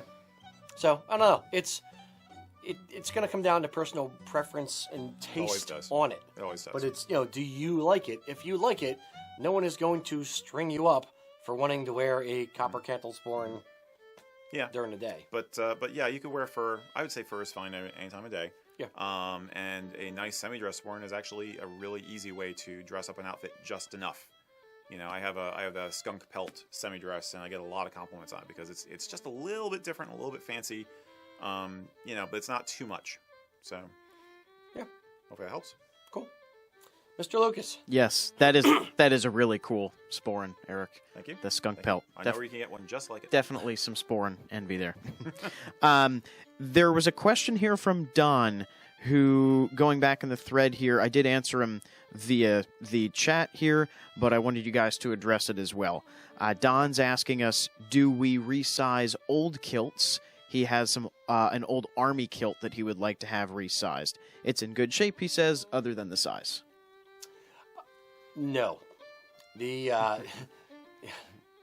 a word, no. Basically, we only adjust kilts that we have made. We've opened up kilts and back in the day when we did adjust kilts on occasion, we've opened up kilts and kind of had to reconstruct and did not account for the amount of labor that was going to be involved. So we kind of just said, as a company policy, no, we are not adjusting kilts that we have not made, because this way we know exactly what we are getting into. Different kilt manufacturers make kilts different ways. There's 100 different ways to skin a cat. So without knowing everything that goes into it, it's just easier for us to just kind of draw a hard line under it and say, nope, if we made it, yes. If we didn't, unfortunately not. And to some extent, it also comes down to how much of an adjustment you're talking about. Just in the general sense, you may not be happy with how the kilt looks on you, even if you adjust it. If it has to be major surgery and the buckles are being moved to the point where like half of your under apron is showing, you may not be happy with the result. We usually find that people are much more better off. If you're sentimentally attached to it, this doesn't work. But basically, selling a kilt or gifting it to someone, or heck, even framing it and hanging on a wall as a memento, but retiring it in one way or another. If you sell it, you can put the funds from it towards a new kilt. But get one that is shaped to your current body shape and properly done for you, so that you will look your best. I know budget can sometimes be a factor in this kind of thing, but moving buckles is something that we sometimes do for kilts that we have made, and a couple of inches resizing is not a big a deal. It won't affect your appearance too much, but you get into a slippery slope sometimes with readjusting a kilt where it just starts to look odd. Yeah. So harsh. Especially when it gets into major reconstruction. Yeah. I can think of one time where a guy had a custom woven tartan. I think it was Arizona State Tartan, if my memory serves. He was desperate to preserve it because it's... And he was like, I said, look, it's going to be a lot of money. We have to literally tear the entire thing apart, and then in those tatters, remake the entire kilt. And we had to take out a bunch of pleats and do a bunch of things. And we quoted him a good chunk of change, almost as much as a new kilt. And he said, well, it was a custom woven kilt, so it's still cheaper than Yeah, having trying more to get fabric rewoven and redoing it. Yeah. So but most times it's not financially in the cards. Yeah. So that's the advice. Let us know if we can help some other way, maybe. Sure. Lucas. Very unique cultural question here from Kirk. And Kirk is asking us... Is this a Kirk I know? It is the Kirk you know. Hi, Kirk. Scotch question. What is the acceptable amount of scotch to pour for a guest? Oh, is it cheap scotch or good scotch? Not what time of day is it? How indicated. Good of a guest are they? Yeah, how long have they been in your house? Is it drunk uncle? Or is it a good friend who you're trying to impress who can appreciate the scotch? There are a lot of variables here, Kirk. If it was Kirk Kinnaman coming over to my house, I would pour cheap scotch and not that much of it. Oh, ow. That's a good question. I mean, standard 3-finger dram? Or I would do is as much as I am pouring for myself would be a good rule of thumb. Okay, sure. I would offer, I have several different scotches that I've collected and I don't really like, which begs the question, why did I collect them? Across my bar. So I can feed here and drink, have Kirk drink them when it comes over. But I'll, basically say, okay, what do you want? And then however much I'm drinking, I would pour about the same as that. Just a normal glass. Generally, you don't want your guests sloppy drunk, especially if they have to drive home. Yeah. True that. But it's kind of like if you're out on a date with somebody, I guess the polite thing is like, well, what are you ordering? And if they're ordering something that costs $10, then you don't go over $10. So yeah, you kind of keep it on a par, keep it equal. Yeah. Yeah, that makes sense.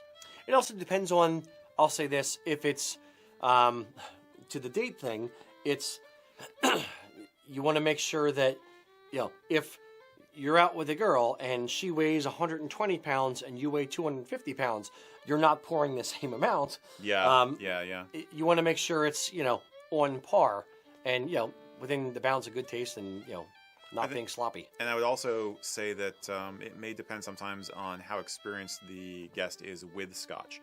You may want, if you do not know what this is, fair, then let me give you just a small sample of it so that, Don't spit it out. They aren't overwhelmed by it, and you're not wasting scotch, or giving them this gob full of stuff that they really hate and they feel like they have to drink it. Yeah, they backwash and tell you to pour it back in the bottle. Yeah, well, some of my booze, it wouldn't matter, but... Fair. It might give that a homey touch. Anyway, I'm tired, so I'm digressing. I apologize. It's the barley floating around in there. Pay no mind. Yes. The Golden Mountain Dew. Okay, let's see. Here's another techie question. Edward is asking us, how do you personally, I'm assuming he means you, choose your hose color? Do you match the kilt? Do you match a jacket or the tie? Or do you just go in a different direction just for the heck of it? Do the tie and the flashes have to be the same color? How do you do your color scheme starting with the hose? Sure. For me personally, I like to draw out minor colors in the tartan. If for instance, today I'm wearing the Stewart of Appin muted tartan. So for the sweater, it has this nice light blue stripe in here. For the sweater, I could have worn a dark green sweater or a dark red sweater, and you have to make sure in that instance that the colors are a very close match, and B, you're going to have a lot of that color going on. Mm-hmm. For this one, I picked a light blue sweater to kind of draw out the light blue stripe in it, draw it out to your eye, and then I'll match my hose to the same thing that I'm wearing up top. If I don't have a hose color to match what I'm wearing up top, I'll match the hose to one of the colors that I'm wearing in my kilt. Mm-hmm. A good rule of thumb for the flashes is either A, tonally, wear it, for another minor color in the kilt, or wear another color in the kilt to kind of draw your eye to that color. Mm-hmm. And oftentimes, whatever I wear for my flashes, I'll wear with a necktie if I'm wearing a necktie that day. Okay. You don't have to do it, but it just looks smart. It looks like you've well coordinated the outfit and didn't get dressed in the dark. So that's generally how I do it. I think going with the accent colors is a much safer bet, because if you go with like a base color, like a field color, like the red in that, you can wind up looking really overwhelming. Yeah. You can, or just really just almost monochrome. You know what I mean? So I think mm-hmm. the accent colors is the way to go. And if you don't nail the color match, it's going to look odd. Yeah. It's going to look Yeah, just that's like... true. That's true. Yeah. But if it's just a one accent stripe that you're trying to match with the other accessories, it's going to be a lot more forgivable. Yes, Because and you can of the be a little bit distance, further because- off. Yeah. Cool. Yeah, like your flashes don't have to be the exact same red as your tie sometimes. Right. Because they're separated by the rest of your body. So, Yep. yeah, Absolutely. but yeah, it's an instinct thing. If you are not sure about the hose, you can always go with a gray or a black or something like that. Yeah, You know, or- charcoal. Or cream. I'm biased against cream hose. Can you tell?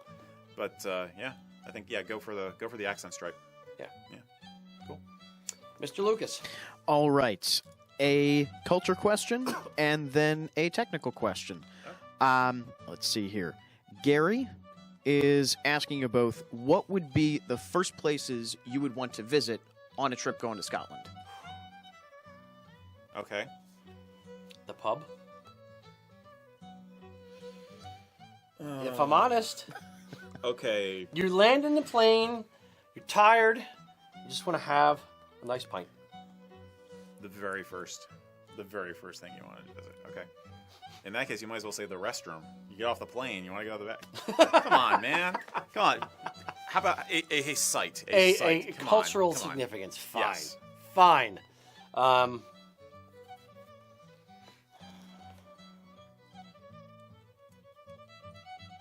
I don't know. See, I guess you drum roll. I've been to Scotland several times, and I've done the tourist thing, and I've done the non-tourist thing. Right. My Right. favorite, the most memorable experience I had in Scotland was we stayed in Aberfoyle at a B&B kind of thing, and about 20 minutes away, between two mountain ridges, effectively, was a windy road. There was a little rest stop with literally just picnic benches, just a parking lot and some picnic benches. Okay. And then on the other side was this town called Callander. And when we were driving back from Callander, it literally, we just okay, we're just going to rest for a little bit, kind of watch the sunset over the mountains. And it was already going down. So by the time we got there, parked, there was no cars on the road, no noise. The mountains kind of insulated the area. Yeah. And when the sun went down, literally, you could barely see things. And it was so dead quiet, you could hear your heart beating in your ears. Nice.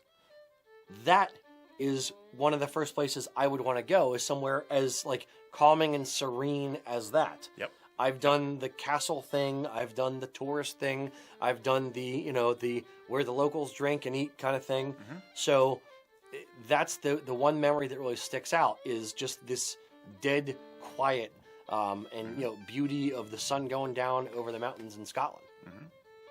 Yep. Top that. I'm not going to try, because I think the point, I think you're raising the point that basically there's 2 or 3 different kinds of experiences you can have when you travel anywhere, but especially Scotland.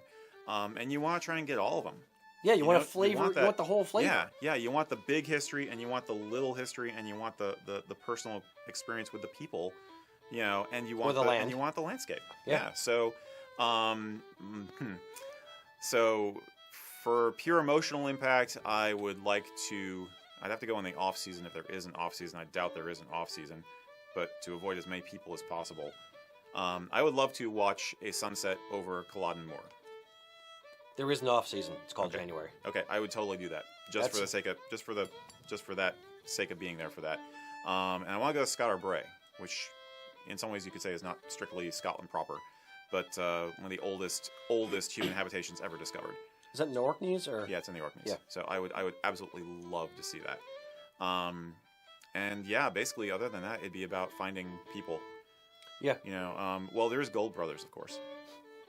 I think the wanted to see what key you'd to say. it is, I'm just not even acknowledging. The key to it is, I don't speak negatively about competitors. Jolly good. Okay. The key to it is finding locals, whether that's in the pub, literally, Yeah. if you're staying in a hotel, go down and ask the maitre d', where do you go to drink? Where's the best local watering hole? Where's the best local bar?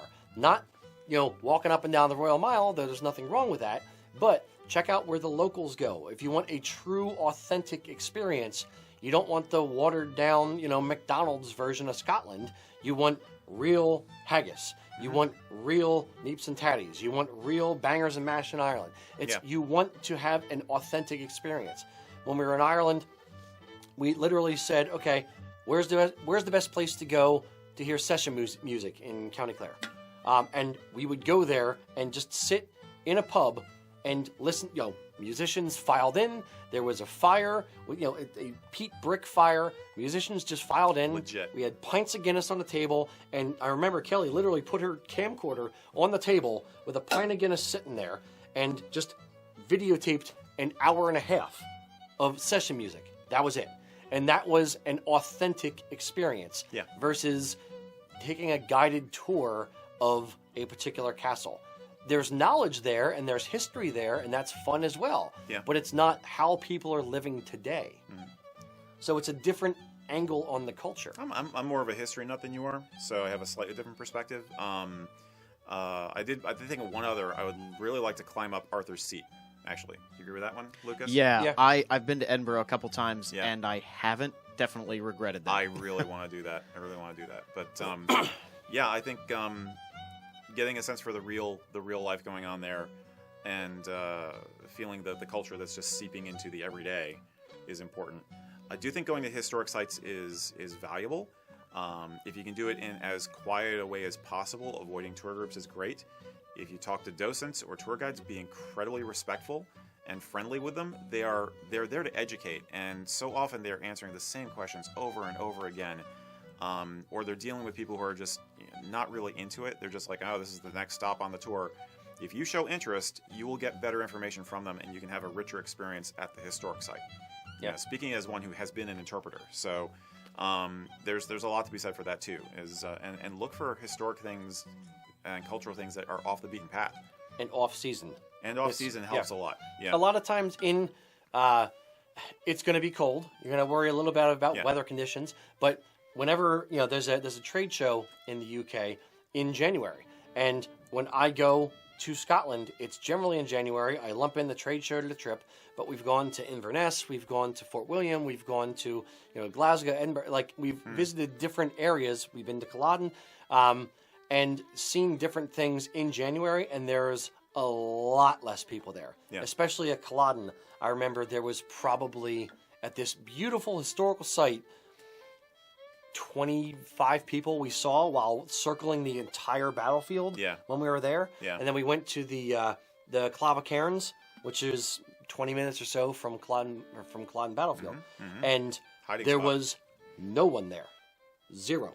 So, Kelly and I went into the huge rock mound with the walkway into it and that kind of stuff. It was a really cool experience having no one there to interrupt you, just kind of, communing with nature, as it were. Yeah. Just kind of hanging out and taking it all in. And the ghosts. Yes. Yep. Woo! Eerily enough, our friend Chris here mentions that he would like to go ghost hunting in Scotland. Oh yeah. What's the bridge? Stirling. There's I think Stirling. It's either not Stirling Bridge. There's a bridge in Edinburgh, and I can't remember the name of it, but it's famously haunted. Okay. Tower Bridge or no? No. That's London. That's London. Anyway, there's all these 18th century structures that were built inside under the arches, 18th and 19th century structures, and it's super creepy cool. All the tunnels underneath Edinburgh. Yep. The closes and the closes. That's it. Yeah, that's the term I was looking for. Thank you. Yeah, it's not a bridge. Closes. It's literally like underneath the streets. Yeah, but it used to be a bridge. That's the point. It was the reason the closes exist was because of it. Boy, this is a tangent. Thanks for your patience, everybody. But yeah, Arthur's Seat is also good for ghosts too. That's where they found those weird voodoo dollies. Those little miniature bodies there. Yeah. As you do. Take me with you. We'll do it up. Next one. Sure. Okay. We had a question. He thought you were talking to him. How dare he? Go ahead, Lucas. We had a question from Chuck. And Chuck is saying, sorry, I know you've covered this before, but how do you achieve the hourglass or flared apron look if your waist is bigger than your hip measurement? You don't taper much. You're not going to get the shoulder blade to waistline to flare hourglass shape as well, but wearing the kilt a little higher is the first piece of advice I would offer. That's what's going to help the most. Cinch it down. Come so on. that you can't breathe. No, but seriously, some guys, if they have a belly, they feel like they want to wear the kilt lower, more like pants, because it feels weird to them. But going up above, like we've always said, on the upper slope of the egg, as we say, it's going to sit better and it's going to look better because you're getting more of a 50-50 bisection of your torso. Yeah. Is that right? Yeah. Please correct me if I'm wrong. No, it's generally for someone whose waist is bigger than their rear end. You're not going to have an hourglass shape. It's just not. It's not physically possible with you. You're more of, and this isn't meant to sound insulting, we use this analogy all the time. Think of yourself kind of as an egg shape. And you want to wear, you can still look very good in a kilt, even if you are egg shaped. Yeah. If you wear a kilt around the widest part of the egg, or just above the widest part of the egg, which is generally around in line with your belly button or just a little bit higher, it's going to hang down flat from there. If you wear the kilt under your belly, what ends up happening is your belly kind of pushes it down in the front and it pulls up in the back. So it's more of a angular thing where it's maybe down to the bottom of your knee in the front, but maybe up to the mid thigh or mid hamstring in the back of your leg. So it kind of looks a little odd. If you wear it in complete circle around the center of your body, it's going to hang flat in the front and in the back, and it'll be a nicer appearance on a larger gent. Yeah. Does that make sense? I think so. The visuals I'm giving? Yeah, I think that's pretty much it. Yeah. Very good. Mr. Eric. Okay. Let's see. Stephen Murphy Powers had a couple of questions. He was wondering, what type of kilt do we prefer to wear on a regular basis? Is the first question. Just like on the daily, what's our preference? I'm assuming he means whether like a 5 yard or 8 yard. 5 yard, 8 yard, semi-trad, casual, whatever. It depends on the mood I'm in. It depends on if my back is hurting. It depends on the temperature outside.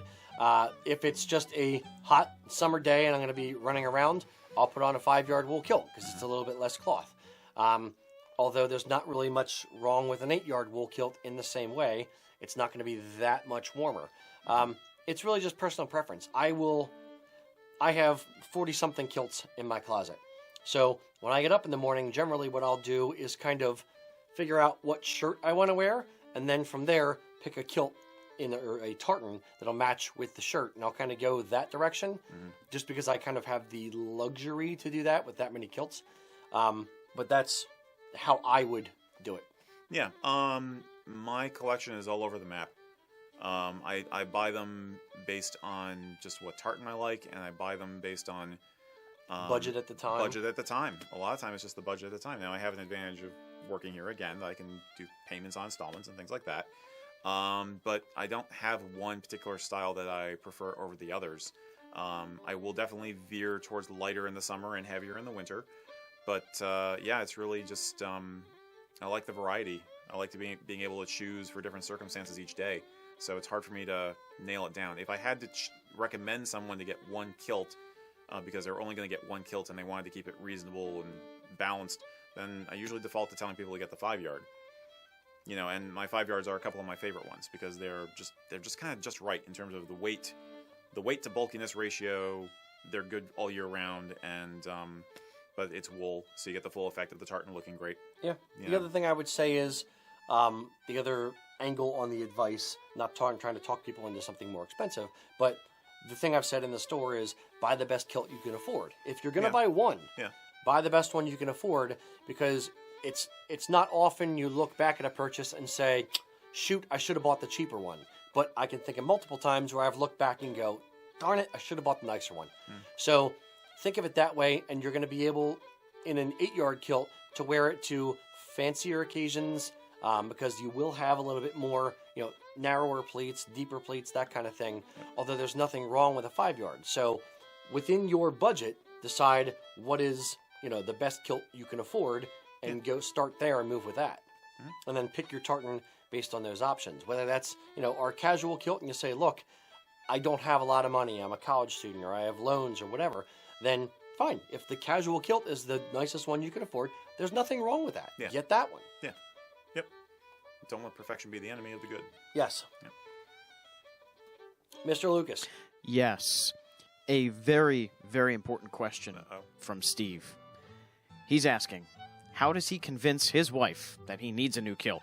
He has his eye on rose red muted, and she has her eye on the credit card. I like how he put that. Yeah. That was well played. A couple ways. Save up for it. Put aside $20, $40 out of every paycheck if you can, and just kind of start your own kilt fund.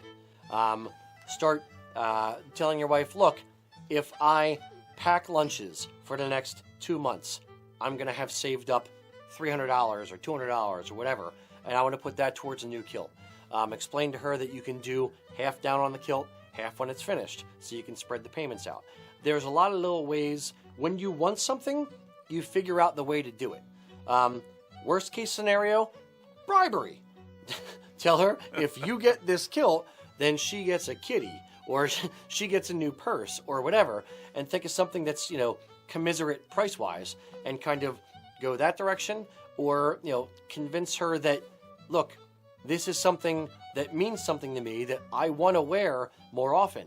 If I want to wear a kilt twice a week, and I only have one, I'm wearing the same kilt all the time, we're going to have to clean it more. There's going to be, more involved in that.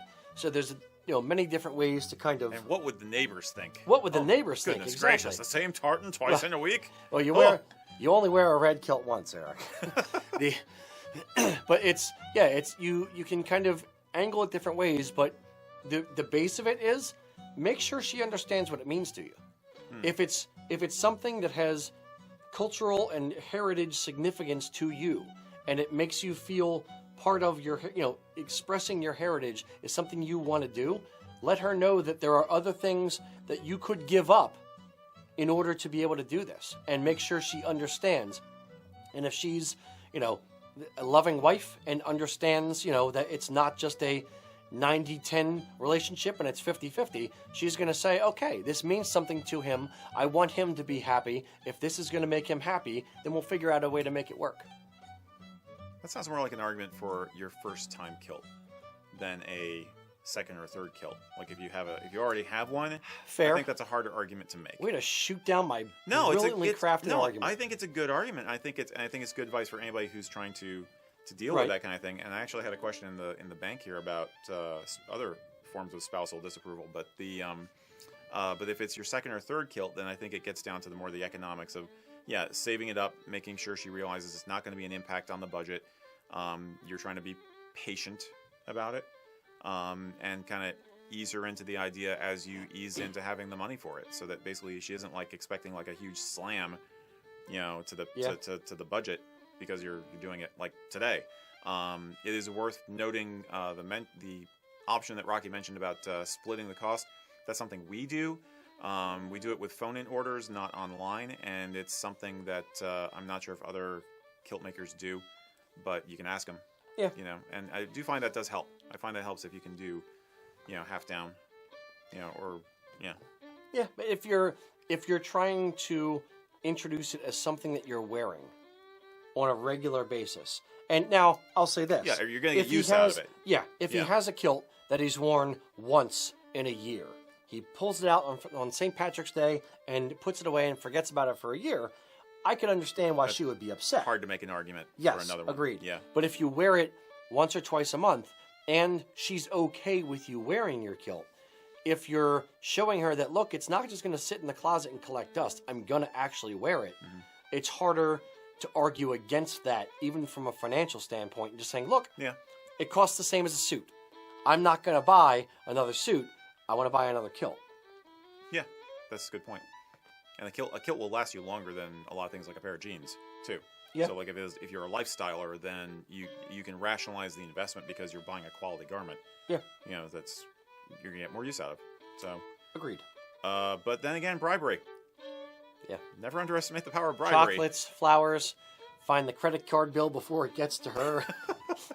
I would never suggest that. Never. Not in a million years. I would never suggest the thing I just said. No. Nope. Another one, Lucas, or shall I do one? No. Steve mentioned his wife does want a puppy, so. Oh, Yeah. Hey, puppies are awesome. And if you don't mind having a puppy, maybe that's a trade you want to make. Maybe if she really, really wants the puppy, and she doesn't know that you kind of want the puppy as well, maybe you try to work 2 kilts, or a kilt and a sporran for a puppy. And enough extra yards to make a little tartan sweater for the dog. Yeah, email me. I'll give you the negotiating tactics.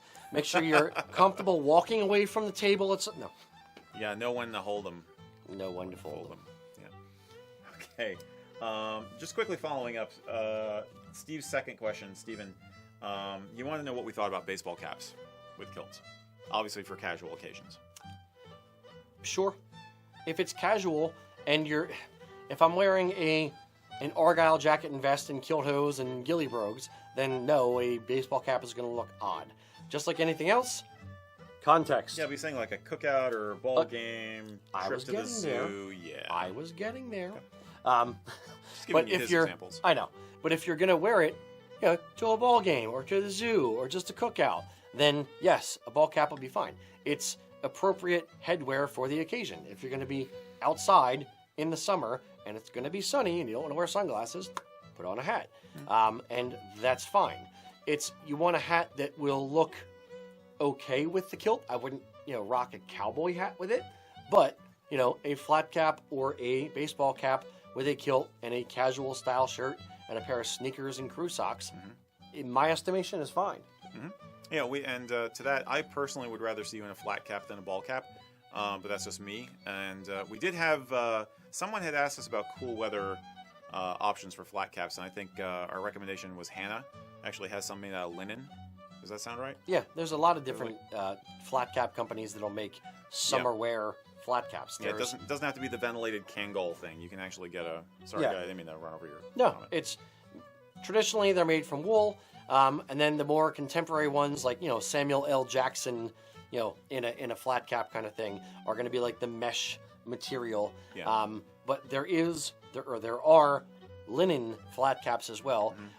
And whether it's Hannah Hats or another brand, there's a lot of companies that will make summer flat caps. There's a lot of golfing apparel type companies that'll make them. Because golfers love them. So yeah, I'd say a linen or a cotton flat cap would be the way to go. A lot of times they're going to be either cream or off-white color. You can get them in black generally, but then you're just, you're asking for the sun to beat down on your head. So I don't know how much you're actually saving heat-wise. But linen or cotton. Or do the ball cap. Yep. Enjoy the cookout. Lucas? Yes. This question we've definitely had before. Okay. Definitely helps to go over it again for folks just getting started. Sure. Sporran suspenders versus sporran chains. And not strap, but suspenders. Hangers. Correct. Hangers. Yeah. Okay. Sporran hangers, or sporran suspenders as they're also known, are basically leather fobs. Think of like if you have a biker wallet with the chain that attaches, has a little leather fob that goes over to your belt and then snaps at the bottom to keep it attached to your belt. Sporran hangers effectively do the same thing, but you hang them from the front of your belt, and then they have little clips on the bottom, and the little clip clips onto the back of the D-rings on the back of the sporran. So you have one on either side of the buckle, and then the sporran hangs down, right in the center of the front of the kilt. Traditionally, a sporran chain is worn, but for guys with a bit of a belly, the sporran hangers, the sporran chain, can kind of cut in and underline the belly when it's worn below. So the sporran hangers allow you to negate the use of the sporran chain altogether, and then the sporran itself just hangs from the belt in the front. Therefore, you don't have the chain underlining the belly. Therefore, it's a nicer, flatter, cleaner appearance on the front of you. Yeah. But in terms of one over the other, they each have advantages and disadvantages, and I would say it kind of depends on the aesthetics as well as your practical application. Rocky mentioned the main practical reason that a lot of guys like them. On the opposite end of the spectrum, some guys like the look of them because they look more modern They look more technical in a way than a sporran strap or Tactical. a sporran chain does. Yeah, they look more tactical. All joking aside, and yet I personally don't find them as tactical because they're not as flexible to use as a sporran chain, where I can take it off in a snap if I want to, just by unhooking one of the clips, or I can spin it around to the side if I need to have my sporran out of the way. You can't really do that with sporran hangers. The best use I've had for a sporran hanger is to carry my keys on it on the side of my belt. Now, if you don't want to have the extra chain, or if you want to, you're using it with an alternative kind of a kilt, like a utility kilt or something, and you want to have your sporran hang directly from your main belt, then sure, works fine. I don't find it as pleasing aesthetically, but I can see it as a kind of a casual, tactical kind of a look, as well as an advantage if you're not wanting the chain digging into you for whatever reason. So, Agreed. yeah, they're cheap, so you can getting a pair to test it and experiment with it is easy, and they're not really expensive. Yeah. Yeah. Agreed. Cool. All right. Mr. Eric? Sure. Let's see. Yep. Somebody had asked us exactly what tartan tweeds are, but we kind of discussed that. You want to go over it again? Nah. Okay. What is the best timing for me to get a kilt for a wedding outfit? Getting married, how much time do I need to allow for a wedding? Generally, it depends on the manufacturer. Some companies have a 6-7 week turnaround. Some companies have a 2-year turnaround. It depends on the individual company you're ordering from. Generally, for us, on the website we quote 6 to 10 weeks. The problems here's the problem areas. 1, is the tartan that you are looking for only woven by one mill? If it is, then you are at that mill's mercy to have it in stock and readily available. So if it's Ramsey Blue Ancient and it's the Loch Heron version is the only one that you like, and Loch Heron happens to be out of stock and they're not going to have more in for 12 weeks, that's for the cloth, and then there's another few weeks to actually make up the kilt. So it could be 16 plus weeks until the outfit will be finished. If there's something else that needs to be custom, like your jacket and vest, if you're ordering a tweed jacket and vest, or if you're a super athletic guy with really broad shoulders and a tiny waist, and you want to order a Prince Charlie, but it has to be a fully made-to-measure garment, then that's going to be about 8 or 10 weeks to have the jacket and vest made and finished. So overall, this is a long-winded way to say generally allow about 3 months. We can generally turn things around in less than 3 months, but if it's for a wedding or something with a very firm date, then allow at least 3 months, if not 4 months, just to be safe. And that way, if there's any issues with the cloth being in stock or with anything else, we have the ability to kind of get around any hiccups. I will say that it's very likely that you'll find sometimes that you're actually doing this even further ahead than that, because your color choices and your options are also being dictated to some degree by what the bride wants. And a lot of the stuff that she needs to coordinate, like the dress or decoration and stuff, that has to happen a lot sooner. So you could be looking at getting your dream outfit for your wedding a year ahead of the wedding itself. That gets into sometimes issues of if your size might change, which sometimes happens. But, if you gain or lose weight, you want to make sure that you don't order a custom-made kilt and then lose 50 pounds. Congratulations, you're skinnier, and now your kilt won't fit. So you want to make sure that whatever, when you order the kilt, you maintain. But Eric brings up a good point about color matching. The other thing you can do is order swatches at the same time you're ordering the kilt, and then give the swatches to her to color match for the flowers or color match for the gowns or the sashes or whatever. And then that way she'll have something to actually tangible to take with her, and you can put your kilt on order at the same time. Yeah, it's basically best to take it in stages, so that you're not stressed out when you get close to the wedding date. Yeah, you're gonna have a lot of things to stress out about. So make sure that this isn't one of them, and give yourself plenty of time to get it done. That way, if there are any hiccups, you have a chance to get around them versus being rushed and at the last minute not being able to get what you need because somebody's out of stock or something. Yep. True that. Okay.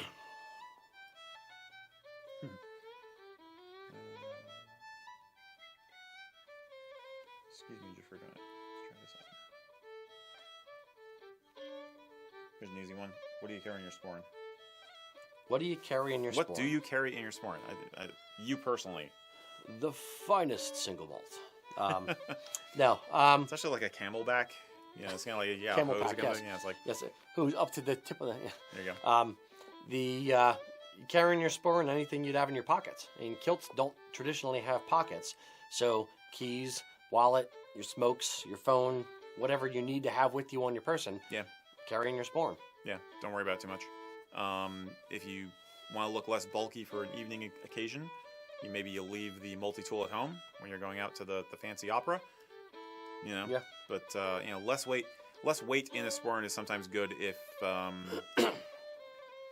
you're worried about fatigue factor during a long event. Yeah. You know what I mean? The other thing I found, I had a bad back, have arthritis and stuff. And the more stuff I put in my sporran, the more my back would hurt by the end of the day. So a lot of times when I'm in the shop just running around, I'll actually leave my sporran at my desk, because if I keep my sporran on the entire day, and if I have a lot of stuff in my sporran, it'll eventually start, kind of weighing down at my lower back. Okay. So it's something to consider. Okay. Cool. All right.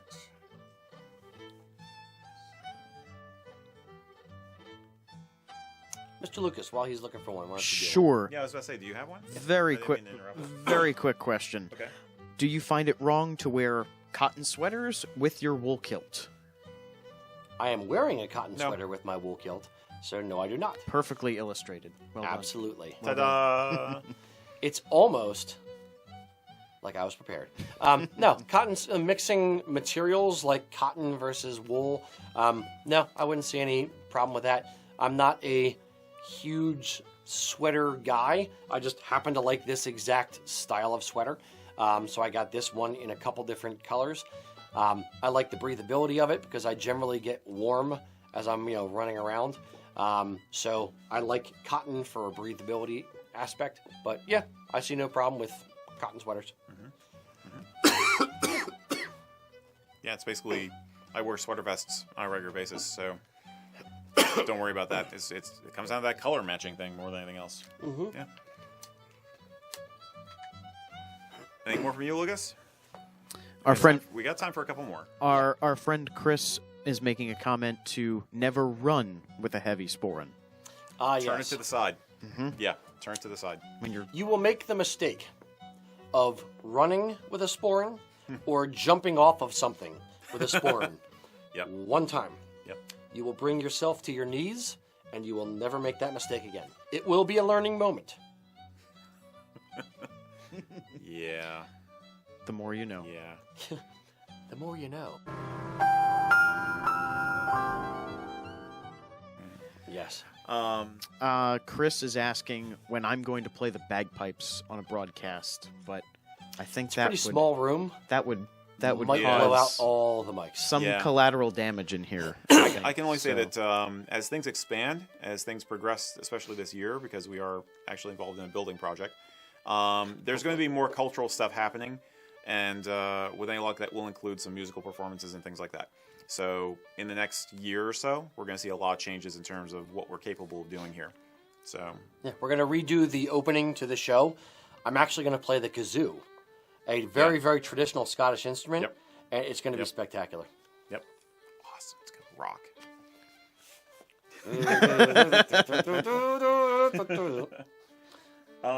No. Super basic question. You don't have a kilt yet. You've never owned a kilt. You want to get a kilt. Where the heck do you start? What is the very first thing you should do once you suddenly get the idea, oh, I think I might wear a kilt? How do you really get started in all this rationally? Sure. Two things. One, decide where you want to wear it. They're kind of connected. Decide where you want to wear it.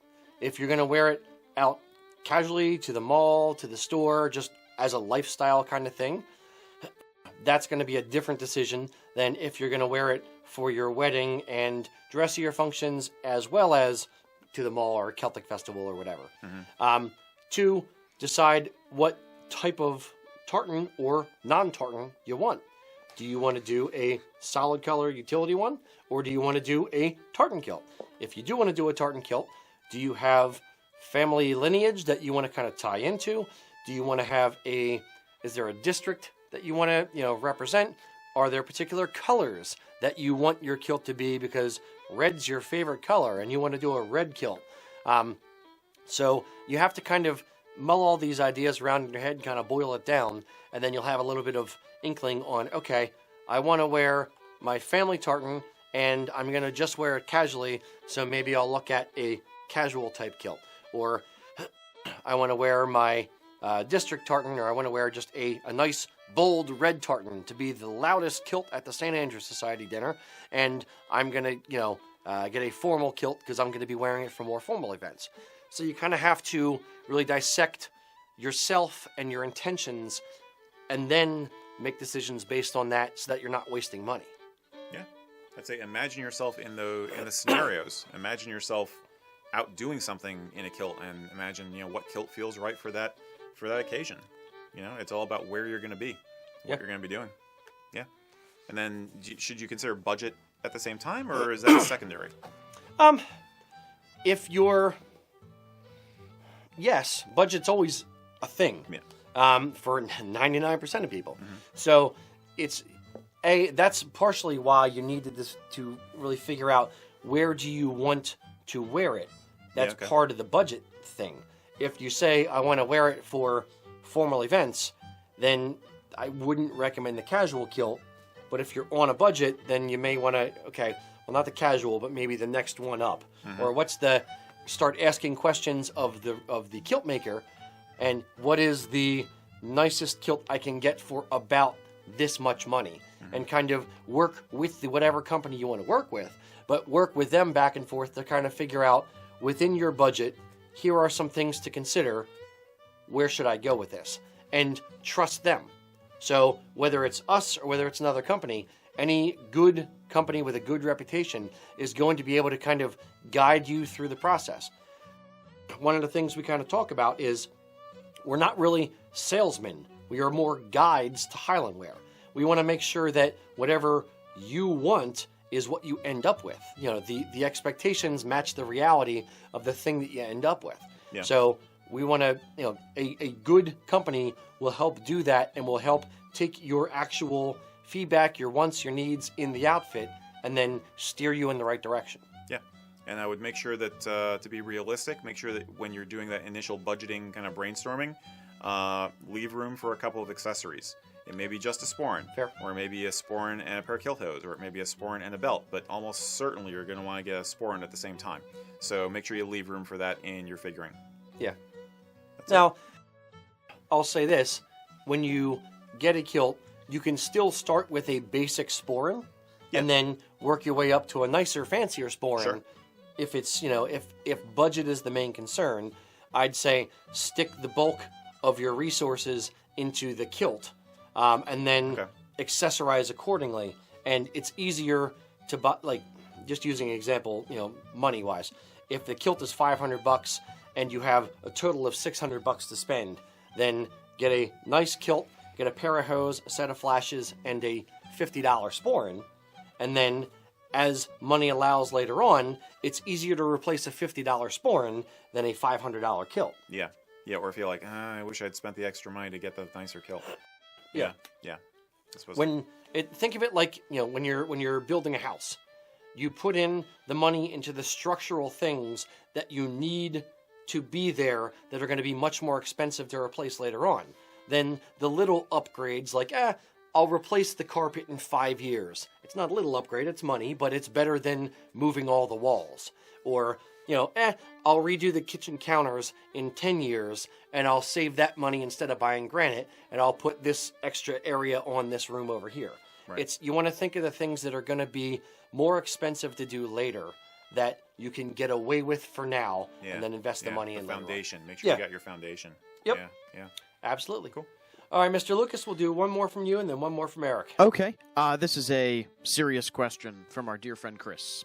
Okay. Chris is asking, what is the cost of making custom kilt pins? If only I knew a company that made custom kilt pins. Nobody does that. That's crazy talk. That's crazy talk, I tell you. We actually just designed two Viking-inspired kilt pins. Our Fenrir kilt pin as well as a Mjolnir kilt pin. There's a lot of different costs depending on what you're doing with it and if it's just for you or if it's for a mass audience and that kind of thing. Our costs are multiple. First, you have to hire an artist to draw the thing. We are not great artists, for pen and paper drawing. So we have our buddy Doug, who does a lot of really, really cool Celtic artwork and Nordic artwork. So we paid him to, the Fenrir design is actually his, but we just tweaked it a little bit. And we have him kind of interpret our thoughts and make it look good. Then from there, you have to go to one of the pewter mills, and you have to have them, basically, they have an artist who will cast or, with artist clay, actually mold the thing and make a three-dimensional representation of the finished product. And then there's the process of actually creating the master mold, and then creating the production molds, and then the actual production run of the items. If you're looking for one kilt pin that you want to design for yourself, it is going to be a very, very expensive kilt pin, and it's going to take about 6 months-ish to have it in your hand. That being said, if you're doing something like we did, which we are making these to sell, or if you're doing it for a group, the cost of the artwork and the artist to actually create the mold, and then the artist like rendering and all that kind of stuff, that can be amortized over the entire breadth of your entire group that you're doing. So it may be $500 ish for a single kilt pin just for you, or if you have 50 people who are doing it, it's going to be closer to $30 a piece for all those different kilt pins. So it really boils down to how many people are going in on the project, or if it's just you, or if it's a large group. Yeah, we've done one or two for pipe bands, for instance, or Masonic groups. And Masonic groups. So basically, if you have a design in the works, or that can speed things up at least. Yes. Getting a 3D rendering put together or something like that, or even Photoshop of if you have a logo, you have a starting point, then it's easier to get it going. And if it's for a large group, the larger the group, the better. Yeah. Basically. Absolutely. Or if your design is really so awesome that we love it, we'll get it done, and then we'll give you one, and then we'll sell them to everybody else. Huh? Are you promising me things? No. Are you promising things on my behalf? No. Okay. I was just saying there's more than one way to work. Skin a cat, yeah. Yeah. Like if somebody came to us with a design for a Swedish American kilt pin, and we thought we could sell Swedish American kilt pins to everybody, then maybe there's a minor partnership potential there. But I don't know. Fair. That's not very likely, but you know what I mean. But it's really the group thing is the best way to go. Yeah. Just like with the kilts, it's basically the more people you have involved, the more likely is you can bring off the project and have it be really, really cool. Yep. Yeah. Okay. Very good. That's it. So I get to do the last one, or are we do done? The last one. Okay. All right. You're gonna love this. If you camp, or hike, or hunt in a kilt, do you do any of those? Sure. Okay. Let's say you do. How do you prefer to protect yourself from insects like ticks and chiggers? If you're wearing a kilt, how do you keep yourself from getting ticks or chiggers? I don't know if you can. Bike shorts, tick spray. It's ticks. The rule of thumb for ticks is wear loose or tight-fitting clothing. Yeah. And potentially or ideally solid color. Yeah. So you can actually see a tick crawling on it, kind of thing. So you can identify it before it latches on. Right. A kilt is not solid color. A kilt is loose fitting, and a kilt has a lot of places in the pleats for a tick to hide. Yep. So. Yep. I can tell you this. I worry about it more now since Lyme disease and tick populations have been on the uptick. Fair. No pun intended. In Pennsylvania. 8 years ago or whatever, I didn't worry about it nearly as much. Now, I'm more likely to put on, something more like pants if I'm going into the deep woods for a long period of time. When I have done, gone kilted into the outback, whatever, to the steakhouse. When I've gone camping and hiking in a kilt before, and I prefer to hike in a kilt, I basically pour on lots and lots of bug spray. Yeah. And I will put bug spray in places which you wouldn't necessarily think of having bug spray, but I do it. Occasionally I've done bike shorts underneath, but part of the whole reason of why you hike in a kilt is for that ventilation factor. So you're kind of ruining that if you're wearing bike shorts underneath. But if you're worried about the ticks, there's not much else you can do. The spray is really about the only thing you can really do. And it depends on where you're going hiking, though. It definitely depends on your area. If I'm in Valley Forge Park and the grass is lower and I'm not, in waist high grass and under a ton of trees and not hacking through brush, then fine. If it's just a day hike on the path, a kilt would be fine. Well, yeah, but I don't consider that wilderness at all. That's agreed. Yeah. But if it's, if you're actually having to, hack through bushes and stuff, then yeah. If you're if you're on the AT, then I would say Appalachian Trail. Then I'd say the bike shorts are the safest thing to do. But you may find that if you're willing to tolerate the risk, then get a good can of off or your preferred product and use the heck out of it. Use especially around the ankles. You can do the hem, the bottom edge of the kilt, just like some guys will they'll spray bug spray along the brim of their hat. Same kind of tactic that works. And do you do that, Lucas? You've hiked, right? I've gone out a couple times hiking in a kilt, but normal amount of bug spray usually. Okay. And I'm not going through anything crazy either. So. Yeah, I'm talking like a weekend, not like an extended trip too. So, it's not something I always say experiment and see what works for you. But I don't know, a little more caution than that might be warranted. Yeah. But, yeah. Yeah. Check out does off repel ticks? Yeah. Okay. Yeah. I know there's specific tick sprays.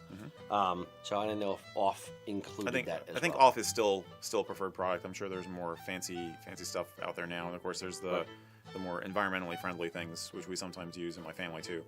And they do smell nicer, I'll say that. Very good. But yeah, I just pour it on. Would Cool. be my advice. Okay. All right, boys and girls. Thank you very much for joining us today. Yeah. On next Friday, the 15th. 15th. Yeah. We're going to do a special edition of Exploring Perspectives. That's our show that we do actually over on YouTube, on YouTube natively. Yep. So we'll put a link on here later on and show you guys about that. It's going to be a really awesome episode. I completely forget what the topic was, but when Eric and I were going over it, we both got really excited. So whatever it is, it's going to be good. We just don't remember. Anyway, any other things you need to housekeeping bits? I don't think so. I think we're in good shape. Okay, very good. Then until next time, boys and girls, Slàinte mhath. Slàinte mhath.